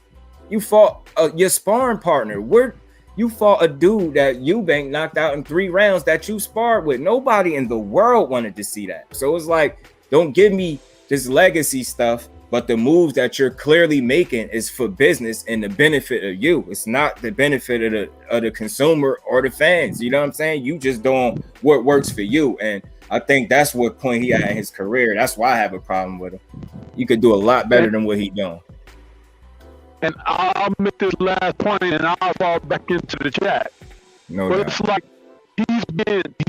he's being also overpaid for these services by the network or whoever got him under contract, including PBC. He's being overpaid when other fighters out here who have more promising upside to them are being overlooked in light of these type of things transpiring. And it's just like the movie Rocky V, when Tommy Gunn, finally got that opportunity to get up there after Rocky had built him up, the way like Mickey had built Rocky up. But then he goes and signs with the lewd promoter, and he has to quit title shot and everything. And then people are calling him, a guy who fought a bunch of steps and this and that, and he gets mad about it. And the promoter says, well, the only way you could get your respect is to fight Balboa, fight the respectable man and everything like that. Well, Canelo is doing just the opposite here. Now, that film was made over 20 years ago. You understand? But it's like Canelo was doing the same exact thing that Tommy Gunn did. He found a niche and found a lick, and he's making as much off of it, and then he tried to turn it against the opponent like Andre, saying, you fight nobody, you fight nobody. No, Canelo, you're fighting a bunch of nobody. And people are sick and tired of hearing that you're the best, but you're not fighting the fighters that can prove that they're the best, or not. So it's like, you have to stay disciplined and stay focused on him, because he's going to always accept those huge checks that the networks give him and everything, but he can't sleep well at night when people hold his feet to the fire. The only thing he's gonna smell is the bacon that's cooking, because he is out here doing these things, but as long as people allow it, it'll continue. So don't allow it. Hold people accountable. That's all we're saying here. Exactly. To hold them accountable. And it's not just Canelo. It's a lot of the guys. Valdez just got exposed this past weekend. Valdez just got exposed this past weekend for doing the same. And he admitted that Canelo told him, you should go out there and do it. So Canelo wasn't even taking his own damn advice, because he knows exactly what he's doing. And that's even more reason to go in on his ass as hard, fast, and furious as you can, because he is not oblivious to what he's doing. It's calculated. It's totally calculated, and that's why you stay on his ass. And I appreciate you for inviting me on. I'm going to fall back into the chat, but that's what I wanted to say. I want everybody to hear it, and I'm giving you an extra thumbs up for my other advice, man. You're doing good stuff. Peace to you, bro. Appreciate you, OG, man. You welcome anytime, man. And I'm going to catch you when you go on, too. I'll be there. All right. Peace, bro. Peace. Appreciate the OG blessing the panel, man. Blessing the panel was good. That's why I always say you never know who's listening. It's always good to Sensei came through, and I just think that's dope, man. I don't know, and for me, like I said, the numbers is not important, but the engagement is. You see, like somebody listening, somebody heard, so somebody out there understand that, and that's him. So that's for me. That's what's up, because that's what it's about for me, man. The engagement and allowing people to, or helping people to understand that it's so much more good conversation to be had when you're not trying to turn everything into a debate. That's why I notice on here, everybody want to be the great debater. I do this, I do. Nah, man, we not learning like that, because motherfuckers is too emotional. And you not, the points are being made, but they're not sinking. They're not hitting home because you spending too much time on the defensive and trying to counter every point instead of learning and trying to, you know what I mean, get some understanding. Like that's where I'm at with it. So I'm gonna definitely push it the other way. Like people can have that, be the great debater and want to go on everybody's panel and try to debate everybody down. I'm not doing that. I'm here to learn more boxing than I already know. You know what I'm saying? And you can't do that constantly arguing with people about their opinion. And that's where a lot, how many arguments I see happen where people are both have an opinion. It is no right or wrong answer because you feel the way you feel. It's an opinion. You can't get nowhere like that because you know what I'm saying, you want to argue about everything. I like to hear where you coming from, and if it's logical, I'm gonna continue to be logical, and we can have a conversation. It don't got to be a debate. I'm telling you, it don't. I caught one dude in the comment section being a little, know what I'm saying? And I kind of just checked him as a grown man. Like, I should go read the comment. Like, he definitely chilled. He's like, he checked himself, like, basically, like, oh, my bad if I was coming off like that. And I'm like, exactly. Yeah. I'm like, yo, you good with me? Sub to the channel. You know what I'm saying? Like, yo, it's about moving the sport, trying to move the sport forward with your voice if possible, and seeing where that go from there, man. And I just think people got a responsibility to be authentic, logical, and realistic when they get up here. I don't care how big or small the platform, man.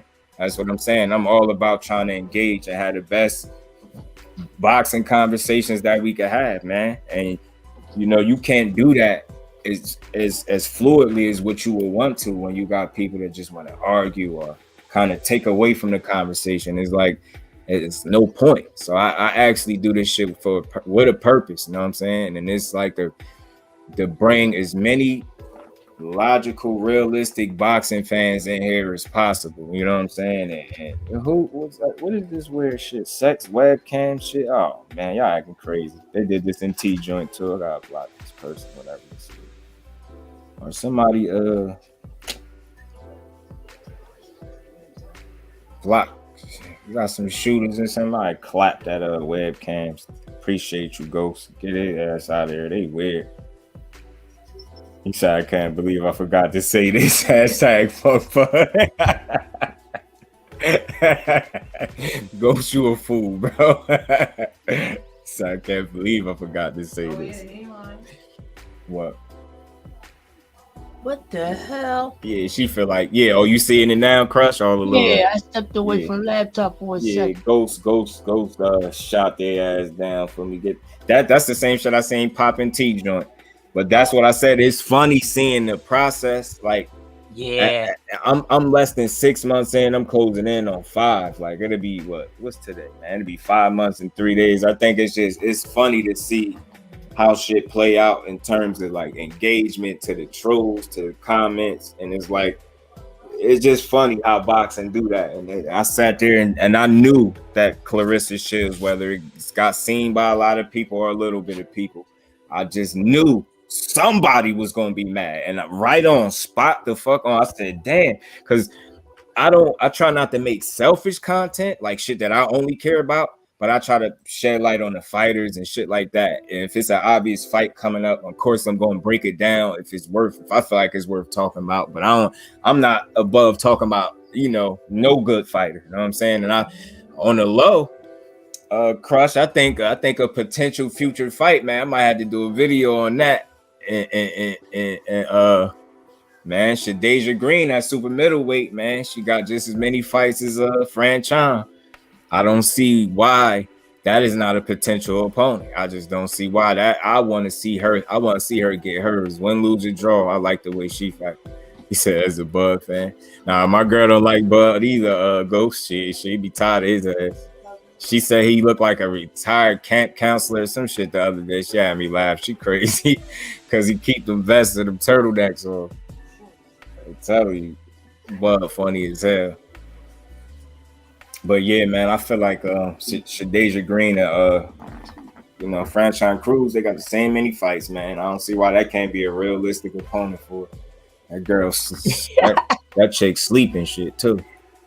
I'm laughing at Tahari. Excuse me, bro. Nah. But dressing like a retired. I'm telling you, she said the retired counselor. She was on his ass the other day. Just he's silly, bro.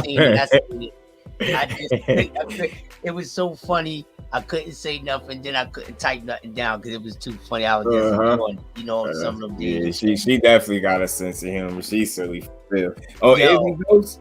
He bragging about what? Like, look, you gotta understand one thing. He's from Nebraska. Mm-hmm. When was they ever known for people of any sort of fashion? Yeah, nah, no disrespect to Nebraska. Salute to them, but that's just the facts are the fact. They not known for that. You see what I'm saying? Like how some cities are. She said he looked like Mr. Feeney from Boy Meets World. You crazy for talking that. She said Bug got that old man swag. I don't know if y'all ever seen that show Boy Meets World and the dude Mr. Feeney, the teacher.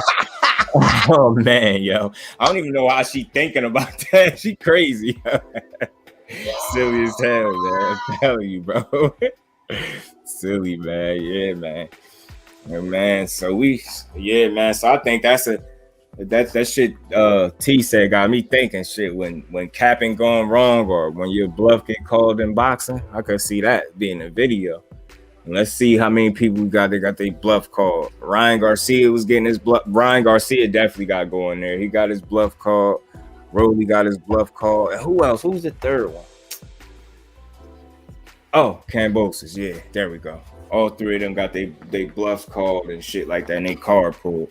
I know. I don't care what nobody say. I'm gonna say this. I know. I know he gave Devin Haney that, he wrote up that contract with the thoughts like, he ain't gonna take this shit, especially when he see how much I'm getting to what he get. He ain't gonna take this shit. Like, I know he probably was coming like that, and then you fast forward now and it's like, your bluff got called. And why I feel like that, then this is what I say to these Cambosis fans. How are y'all confident in a dude that don't even look like he that confident in himself? And confidence is not what you say, it's how you move. So for people that's confused, y'all must be, y'all must be easily, persuaded with a couple nice words or some slick talk. If you can even consider what Cambosis do is slick talk. That dude is not confident, man. He's not confident, man. Confidence, you don't show me you confident because you can talk shit or say you're gonna do this and that. If you was that confident, you would have been moving accordingly, and we would know that. You see what I'm saying? Weird ass dude. This the first and prime champion. Bud did something too. He proud of himself. Oh yeah, is he really bragging about putting Devin Haney in a headlock, 135 pounder? Shit, we just seen you deadlift 405 or whatever it was in boots, street clothes. You remind me of a 3-year-old. He just with 3-year-old act and learning something new. Yeah, right. When that fight happened, Bud, mom gonna be screaming, "You hurt my baby, please." Oh yeah, she gonna be mad as shit. I ain't even gonna hold you. His sister gonna be mad. I heard his sister go at you. I heard they don't play them games. I don't want no smoke with the ladies. Bud so bad, y'all. He was putting hands on Dad. Came over Spence. I'm gonna go find us a hiding spot in Jamaica for myself and all team Spence. Bud, a bad man. Had to run now. He put his hands on Dad. Yeah, man. Yeah, Crush. I don't know, man. I don't know. I might be a little worried for Big Fish after seeing how Bud did Dad, man. I don't know, man. That shit getting crazy, man. I might. Shit, man, he might need another fight before he get in there with Bud, especially after seeing what he just did to Dad, right? Yeah, right. Yeah, right, man. All that false confidence, somebody gonna get fucked up. And it's crazy. The craziest part about when I speak on that fight, people don't know how much of a supporter of Bud I've been through all these years. It's just weird because of the only time, and I want to be clear, like not watching the fight when it happens because I'm optimistic it is. I'm not watching a fight with hopes that like, I hope Bud lose. I'm really rooting against him. Yeah, Spence get him. Nah, but I just think what I think, and I feel like one is gonna beat the other. You dig what I'm saying? But I'm gonna support them both till they retire. You know what I'm saying? Like I rock. That's how I rock with the boxers, with fighters. Another fight. I think we're another 5. I'm telling you, man. Bud ass, man. He a hell of a fighter, but I like the shit that Knockout proposed when he asked those questions, like, you know, show me the tape where Bud is using his legs to straight up outbox somebody at 47. Just point him to the fight. Like, point me to the fight throughout the career where he was just fighting on the inside like that. And then when you say these things, instead of somebody just answering and being like, yo, you got me there, or, you know what I mean, I can't tell you, whatever the case, they get defensive. Next thing you know, Earl is drunk, and it's like, God damn, bro, y'all mad, y'all hate, y'all don't know, y'all think Bud don't like Spence, y'all stupid if y'all think that. That man ain't got no problem with Spence. He understands Spence a great fighter too. So it's like, how y'all gonna have a problem with a person where he don't even got a problem with him? Did you see his energy when they was face to face? He was smiling a lot, wasn't he? He was smiling like he was happy to be in front. He wasn't rude. He wasn't on some focus on your fight for you not make it to your fight. He wasn't talking to Spence like he was doing Benavidez. That Bo Mac fighters do inside fighting. Yo, you go. Somebody else said that too. I think it was St. Louis. St. Louis said, yo, you could tell Keyshawn been training with Bud because they don't do no inside fighting. And that is where I think his confidence is coming from. And I get it. You confident. You learning from Bud. You even said it all up in that interview, but that pump your brakes about that Tank shit. And the reason why I had touched on that a little bit is because it's like, it's obvious to say here, Tank could be a good fight with anybody else that's good, like, because he good. So it's like, to even speak on it now, say something that's more within reason. Like, I don't want to hear you jump way up the ladder like that. Why is that even something you talk about? Y'all might not never even fight. I wouldn't even be surprised that fight never happened. I wouldn't be surprised. Like, I mean, you ain't exactly in, you know what I mean? You in that other group of them. Like, you know what I mean? You not his group of ones that he need to really be getting in the ring with right now. You not him. Dudes do tight buys in the corner. I think they be trying to get blocked. That's what happened. All the people that get blocked, especially salute to the LDBC. They got tons of haters. I ain't never seen no shit like that. All the people that they block go to all the other channels that let them live and stir up shit. I swear they do that. Weird as hell. Fucking weirdos. Oh, Ryo hurts Keyshawn too. Woo! You'll want to see that right now, Ghost? Because don't get me wrong, I like Keyshawn. I like him. Now, I even like him regardless if you want to fight Tank. Or you just mentioned it like Knockout was saying, like, you know, I felt like it was just like premature. Don't even mention it because nobody's asking for you. Nobody's even thinking about you trying to fight him. So don't even attach yourself to his name in that sense because it looks like it's clout chasing. And then you see how quick it was Tank. And then, oh yeah, he's going to Australia to scout the winner, Devin Haney, Ken Mosley. Like, no, he not, bro. He not fighting one of them. Y'all gonna put him in there with one of them after 5 fights? Go ahead and do it then. I'm cool. I ain't protecting him if that's what y'all want to do. Yeah, man. El Ryo won it next. I can't wait 5 more years to see if we get his ass beat. Oh, I think it's Keyshawn. Oh, you need it now. Go say you need it now. I think you think he arrogant is what's kind of like turning you off about him as a fan. You think he a little too arrogant or cocky? Give us Keyshawn versus Ryo next year. Ryo, man, I ain't even gonna hold you. That dude, he be trying to knock a fucking head off, man. He be trying to. It's a couple of these prospects, dude. Yeah, you could tell, like, as kids, these dudes clearly was taught not to play with their food. Cause he get in there and just like, yo, if you don't belong, he needs you out of there. Like them dudes definitely was taught not to play with their food as kids, man.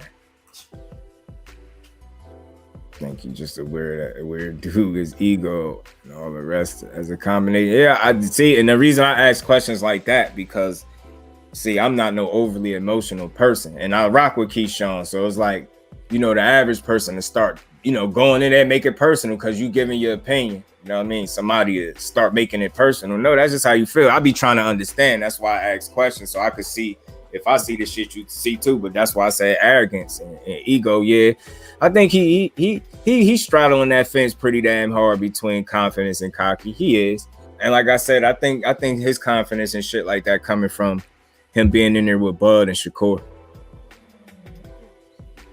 and learning from them, not just them, but you know, he feeling like, you know what I'm saying. And it's, you know, they all be feeling like that before they lose for the first time. I'm not saying he about to lose and none because I'm not rooting against him to lose. You know what I mean? I like him, but just take your time, young champ. You are, like you said, you already moving fast enough. You just fought a dude that was 18-1 type shit. Yeah, exactly. So just keep putting in your work and you will be where you need to be. He got an issue with my guy Andy Cruz, so I want him to get all the smoke he wants. See, this is my thing. Oh, he about to lose soon. This is my thing. Like, if I fought you and you beat me 4 times, I just don't see why being mad at you or having an issue would make me a better fighter. Because that's where my mentality would be. You get what I'm trying to say? I was being salty about a motherfucker that beat you handily 4 fucking times. Like, you mad? Nah, I'd be watching the tape trying to learn what the fuck do I need to improve on and why was he able to, you know what I'm saying? He not moving too fast. Yeah, that's what he said. He felt like he moving fast enough. So anything, you know, more would be crazy. And I get what he's saying because, you know, in your 5th fight, not saying too many people going to fight an 18-1 opponent. I respect, like, you know, that challenge he just took is all good, but just continue to challenge yourself. Don't bite off more than you can chew, so to speak. You know what I'm saying? Just do what you do. Continue to be confident. Continue to put the work in, and the results will follow. Just don't sabotage your career, putting unnecessary pressure on yourself, attaching your name to certain other fighters' names. And you know what I mean? Because you went from tank to scouting the winner, you know what I mean? And it's like, all right, bro, all right, man. like, and then you gonna do all of that just to go get in there with another Esteban. You know what I'm saying? Or somebody worse. Chances are his next opponent might have a worse record than an 18-1, if we being honest. Just because that's where he at right now. He, you know, not in terms of development, it's just he early in his career. Like you don't want to challenge him too tough without allowing him to properly grow and develop. You know what I mean? Because then you might spoil something. You might mess something up. So, like all these young fighters, I just like to see them continue to do their thing. Hey, Ghost, why you here, yo? Because we needed you in the chat the other day. What's the deal with Andy Cruz? Is he able to turn pro?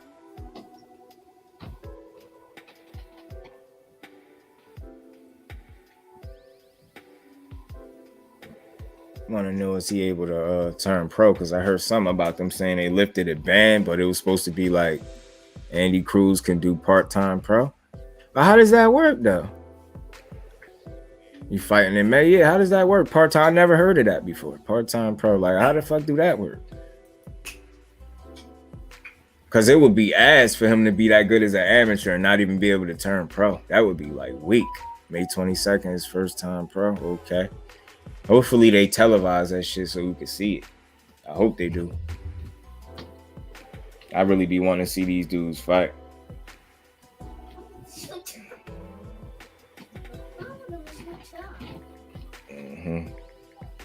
Yeah, that's why I like the fact that these younger fighters be getting pushed so well, like you know, because we able to see them earlier in their careers, and so we can watch and appreciate the development. I don't like to see fighters late, like, you know what I mean? I like, for me, especially while I'm on this shit talking it, I want to see you as early as possible. Like, I don't mind going to some amateur fights and everything. I gotta start going to some more fights. Start checking out the schedule, seeing what fights I need to try to, you know what I mean, prep and prepare myself to try to get to. So you see how these pros are fighting in the limb. Yeah, I remember that, and that was weird because they turned pro first, and then they went back and competed in the Olympic Games. Duke Reagan right off the top, he did it right. somebody else that was nice that did it. A couple of the dudes did it. You can fight pro and still amateur games. That's weird. He needs to take part in all of the big amateur tournaments. The main thing he needs to work on. Okay. How old is Andy? Andy Cruz goes. You can't be fighting pro fights only. Him and the other Cubans all have no rights to fight in the pros full time. Wow, that's crazy, man. Keyshawn, yeah, that's who else. It was Keyshawn, Duke Reagan, and that's when I was thinking like Keyshawn. I felt like he was but dude just got his number, yo. He just turned 25 feet. Word. I just would like to see him be able to get the opportunity that he deserves as a young fighter. You know what I'm saying? Like, you want to see these dudes be able to. It's a next level for him. Like, so he needs to be able to, you know what I mean? Especially if that's what he want to do. He 1 year older than Keyshawn. Bet. Yeah, he just had Keyshawn number because I had went back and looked at the amateur record. I think he beat him 4 times, if I'm not mistaken. I'm like, damn, that dude really just had your number, Keyshawn. It's all good. Just had your number. I wonder how a fight would go in the pros. The only reason I say that because that amateur game, some people are just masters at point scoring. You know what I'm saying? And sometimes it don't translate over to the pro game. You get what I'm saying? Not saying that's going to be the case for Andy Cruz, but some people's style is really better for the pros. It's like some people got that I'm trying to hurt you kind of style. Like, so they need, the pros is the hurt business. Amateurs more so scoring points. Keyshawn just mad because he thought he turned them punches and do something. I mean, yeah, you probably saying with the pro experience and then with him going back to fight him, he probably gave more confidence. Because was the last fight, was it close? Like, I forget. Sometimes they be having the scores up there. I don't even know if it was close or not. I just know he had his number. Just do. Andy fought him on the inside because Keyshawn was talking shit. Andy fought him his own game. He just don't lose. Like, yeah, now that's what I'm saying. And it's just respect to Andy Cruz. Some people just have your number. You know what I'm saying? Perfect example of that. For me, one of my favorite fighters coming up was Shane Mosley, Sugar Shane. And I remember, knowing that Vernon Forrest beat him twice in the amateurs. And I'm like, nah, this the pros. He fast, he can do this. I remember saying all that. And he got in the pros and beat my boy twice again. I said, God damn, he just had his number, bro. Now, it wasn't close. It was easily, yeah, I don't know, man. Ain't Andy Cuban as well, Ghost? Cause no bullshit, man. Like, one thing I've noticed, like, since I've been paying attention, especially when you catch them young Cuban fighters be fucking nice, bro. They just could fight, man. He's way faster, and he's just levels above it. As a talent, Keyshawn is okay, but just not the type of talent he think he is, or the people around him think he is. Yeah, it's like, what goes? They probably know what kind of, what I mean? They're gonna speak nothing but highly of him, but they, you know what? Like I was saying before, like I was saying just a little earlier, confidence ain't shown by what you think or what people are saying. It's shown by how you move. So they can say all the shit they want, all the high praise for Keyshawn, but who you put him in there with is ultimately going to be my determining factor of how confident y'all really are in this kid. You get what I'm saying? So you could try all that shit all you want. You know what I'm saying? If you that confident, then his opponent selection is going to dictate that. That's all I'm saying. And I ain't saying he just got to fight champion I ain't saying that, but his opponent selection is going to indicate to us, or to me at least, like, yo, they think highly of this kid. There's Morrell, Antoine, Boots, Arlen Lopez, Andy, and Shakur. That's elite talent. The one below them is the Devins and Keyshawns. You can't tell people that, Ghost. I heard, well, shit. But not so much when it comes to Devin and Shakur. But when it comes to Devin and Tank, I don't hear people like, nah, I'll pick Devin Haney. I'm just like, because my main thing with that, I always say this, when it comes to Tank, the main thing I would say in that fight, and it's not just about the power, but, that's a real big factor because that's the biggest difference. And I always say for those people that, even if you felt like Devin Haney's a better fighter than, Tank, that's cool. I won't get to arguing you down about it. I'll just say this. They're close enough in skill level Tank is a good enough fighter to be able to compete from a skill standpoint with whoever he get in the ring with. And when we specifically talking about Devin Haney, I think the glaring difference, you know, the skill is not skill level. I think Tank could compete with him skill for skill. It don't matter if he can do some shit better than Tank. That's cool. But the biggest difference is like the gap in power is significant. And I think that'd just be the fight changer. 2 questions. Can you take that power when you start getting hit with it? And do you got enough power to keep him from getting in your wheelhouse and closing the distance? You saw how he looked in his last fight. 18-1. Yup, 18-1 guy wasn't anything special. He was a lower 200 fighter who had never fought outside of Mexico. He just isn't that guy. Nah, you funny as hell. You be on people's ass, but so far, like, not saying like I don't have your exact thought pattern, but I be with you. Like I see you for the most part, the fighters I think elite, you think elite too. I ain't saying it's too early for Keyshawn to be elite, in my opinion. Yo, bro, I seen Andy go 15 hard rounds with niggas. Levels better than Keyshawn. Guys like Aaron Lopez, the 2-time Olympic gold medalist, he's just different. He's one of the greatest Cuban talents. Nah, I'm with you, Ghost. I like your boy Morel for sure. Right. That boy is 25, Morel 24. Those 2 at the age are better than most Cubans of the past. Rigo called Morel and Andy the best talent of Cuba in 30 years. You know what I could appreciate about you know, these dudes, these younger Cuban dudes, like, you know, Rigo had his way, but these dudes are more offensive. Something we always wanted to see from Rigo, more offense. You know what I'm saying? And these dudes are more offense with the boxing skills. So it's dope to see. Morel, like I said, the first thing that jump off the page for me with him is how comfortable he is. I haven't seen him be uncomfortable at no point in the ring where he just looked like that ain't a good spot for him, if that makes sense. Like, he knows his fucking way around that ring, and he's very comfortable. And not for nothing, I know he don't speak English, but Morel seemed like a cool ass dude. Not for nothing, he seemed like a cool motherfucker, for real. Yeah, they're much more offensive. Yes, they combine Rigo with the Jose Gomez. They are classic Cubans. Yeah, bro, they come to fight, yo. That's what I learned.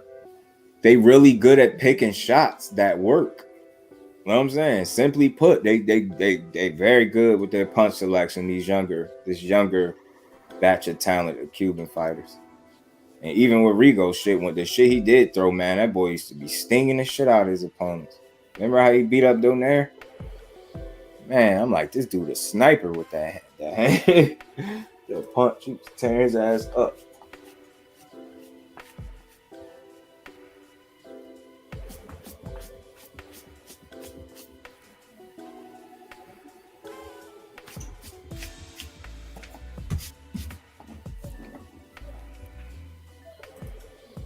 So if you go back to the mid 1900s or even 70s and 80s, first of all, Ghost, I'm gonna stop right there. If you go back to the mid 1900s or even 70s or 80s, ain't you like 21? The fact that you even got the presence of mind to even go back far and do that is crazy.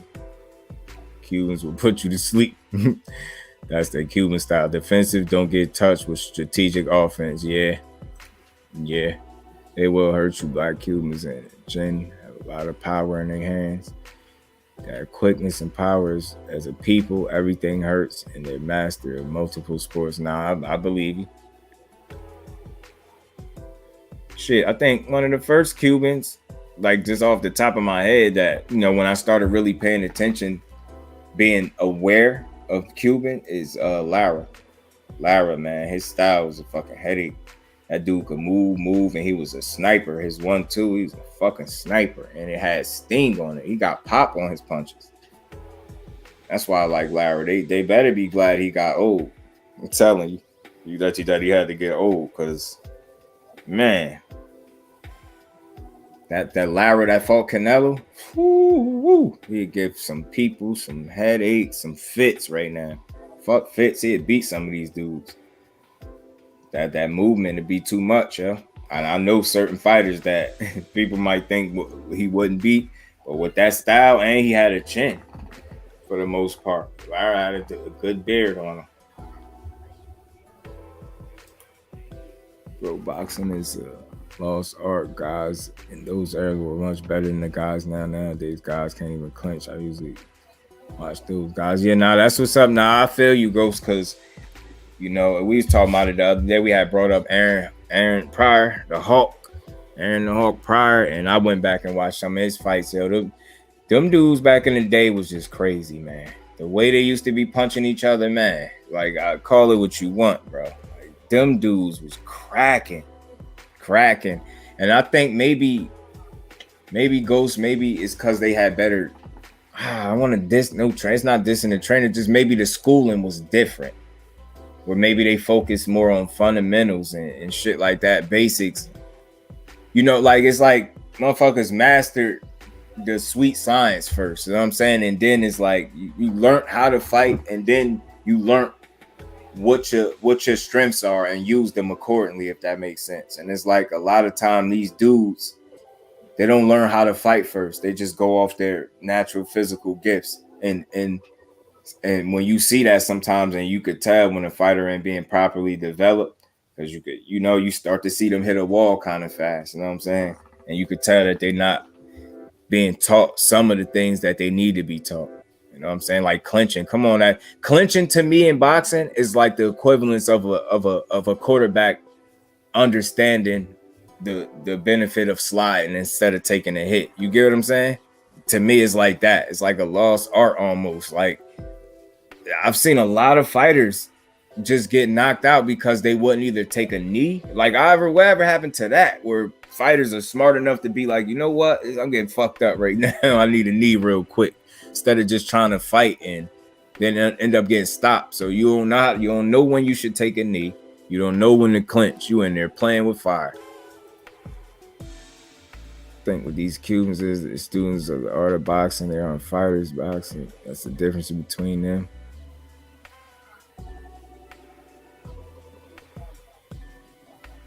Yeah, that makes sense, Ghost. I had to just read that twice real quick. Yeah, that is the difference, and that's what I'm saying. Yeah, I think now they don't learn the art as fast. I think they just, it's like motherfuckers work on a couple things and they see that works, so all right, they feel good. Like, nah, work on everything. Or should I say this is better to say? It's like they focus more on their strengths instead of improving on their weaknesses, and they kind of ignore them until they get put in a situation where those weaknesses are exploited, and then by that time it's too late because there ain't no timeouts, and you know what I mean. Once that bell ring is over. So whatever you came in there with is what you came in there with. However you came in there is just however you came in there. And a lot of time these dudes, like I said, they just be going off their physical talent and not using enough of the mental aspect of the game, not really being a student of it. You know what I'm saying?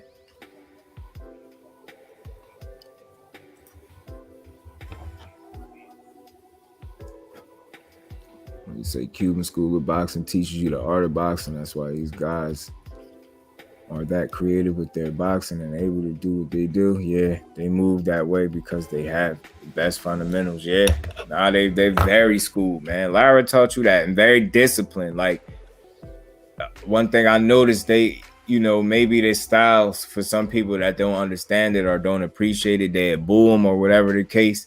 They're strong enough mentally to ignore that and still stick to the game plan because that's what's working.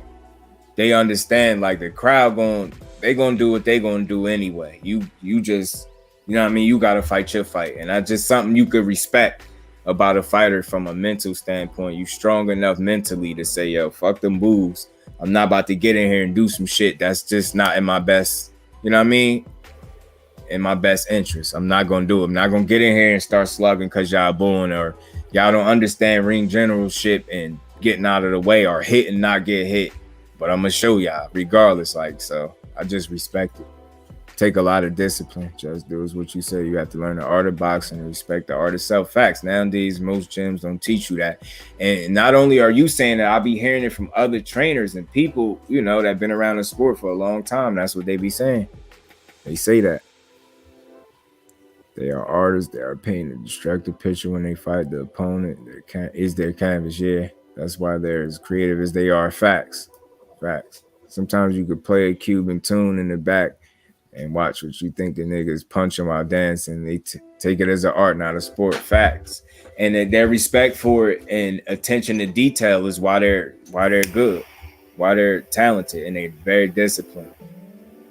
And that's something that I don't. People need, some people that don't understand. They need to know that it's like, it's one thing to be disciplined in terms of your training, and that's cool. There's nothing wrong with that. That's a great, mindset to have. Be disciplined with your training, but it's another thing to be disciplined with your game plan and how you approach a fight. You know what I'm saying? And how you go about carrying out a game plan. You know what I'm saying? Discipline is very important, and that's just something that makes me, as a Spence supporter, confident that he could beat dudes, is the discipline that he gonna show in that ring. And he's stubborn in terms of not doing what he want to do. Like, he's gonna find a way to do the shit that he want to do. He's gonna find a way to put himself in the best position to do the shit he need to do to beat you. And like I said, it's hard to knock somebody like that off their game plan when they understand what they want to do and how they need to do it. You know what I'm saying? Bro, that's why. That's what is scary about the new era. That new style is a combination of 100 years of styles. These guys created a destructive method of boxing, little things all combined to put the most hurt. Nah, I can respect that. Facts, attention to detail.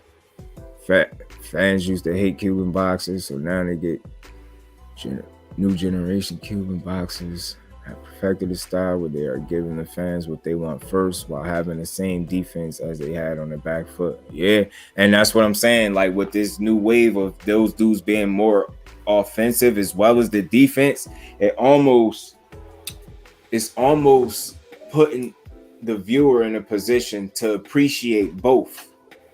You know what I mean? The defense as well as the offense, because these newer dudes are doing it in a way where they're showing you don't have to spend too much of the fight to know if they can fight. Like, you can see the movement, but they're gonna mix that offense in with it, and it kind of forces the viewer to understand boxing a little bit better if you're paying attention, because you will understand he making these moves so he can do he doing this shit defensively so he could do this shit offensively. You know what I'm saying? If you a person that's really trying to pay attention and understand. So instead of criticizing, why they move so much, think about that. People ask questions, but don't try to find the answer to them. They just ask the question and then, be frustrated by it. Nah, figure out it's a reason why he in here moving the way he doing. Try to understand the sport better, than maybe you are understanding Cuban style better, and you'll understand why they're moving. You know what I'm saying?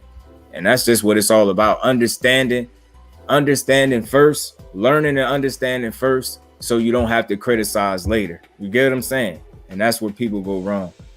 Instead of trying to, I'm at that point, like, period. I want to understand before I want to judge. You know what I'm saying? So learn and understand it now, so I ain't got to be judging it incorrectly later. You know what I'm saying? Like, for perfect example, just understand that, if Cubans are taught to use their feet and why, like, find out the whys to this shit. You know what I mean?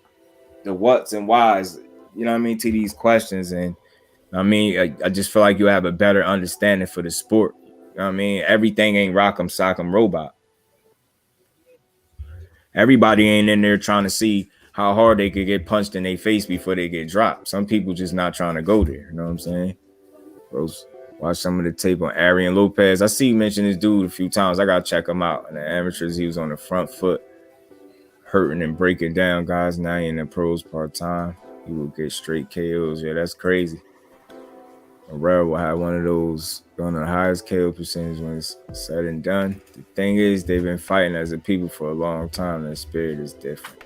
I'm with you.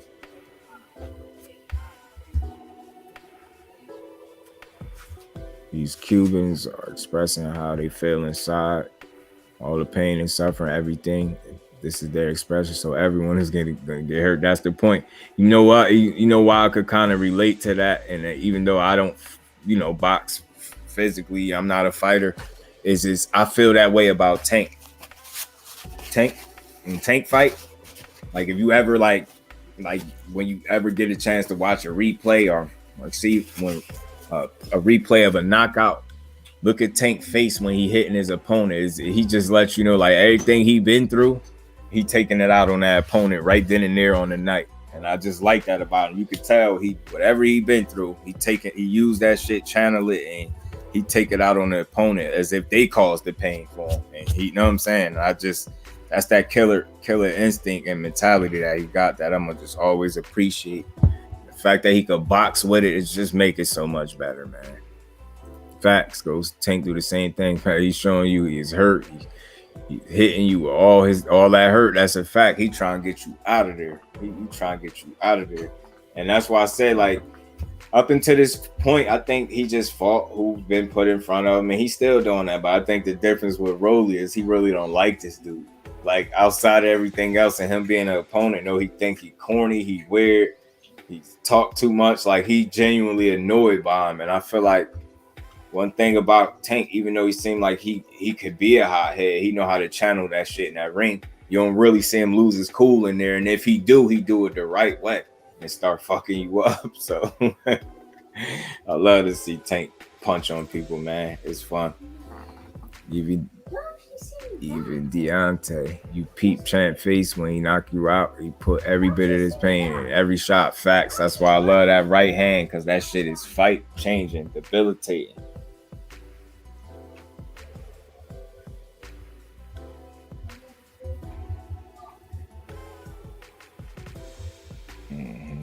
Yeah.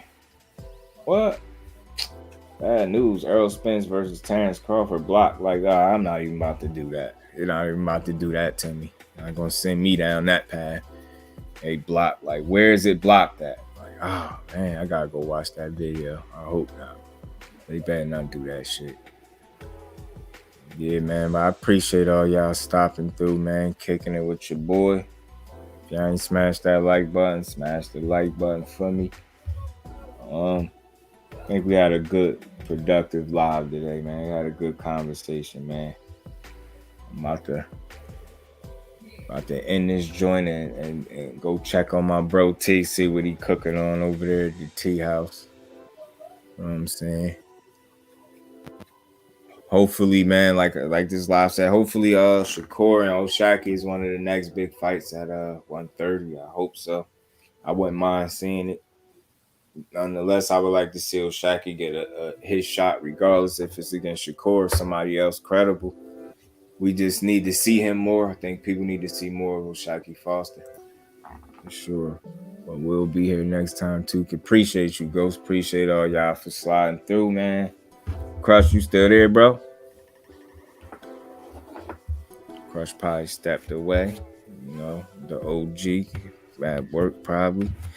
I appreciate all y'all sliding through, man. And, like I said, I'm going to try to work this time slot from this 11:30-12 range, man. So try to be consistent so y'all know when to be looking out for me. So I'm going to try to keep this time slot the same, man, and keep cooking, man. So I'm going to be back tomorrow with another one, man. So on that note, man, we just finished another live over at Just Do Boxing, where I always give fighters their just due.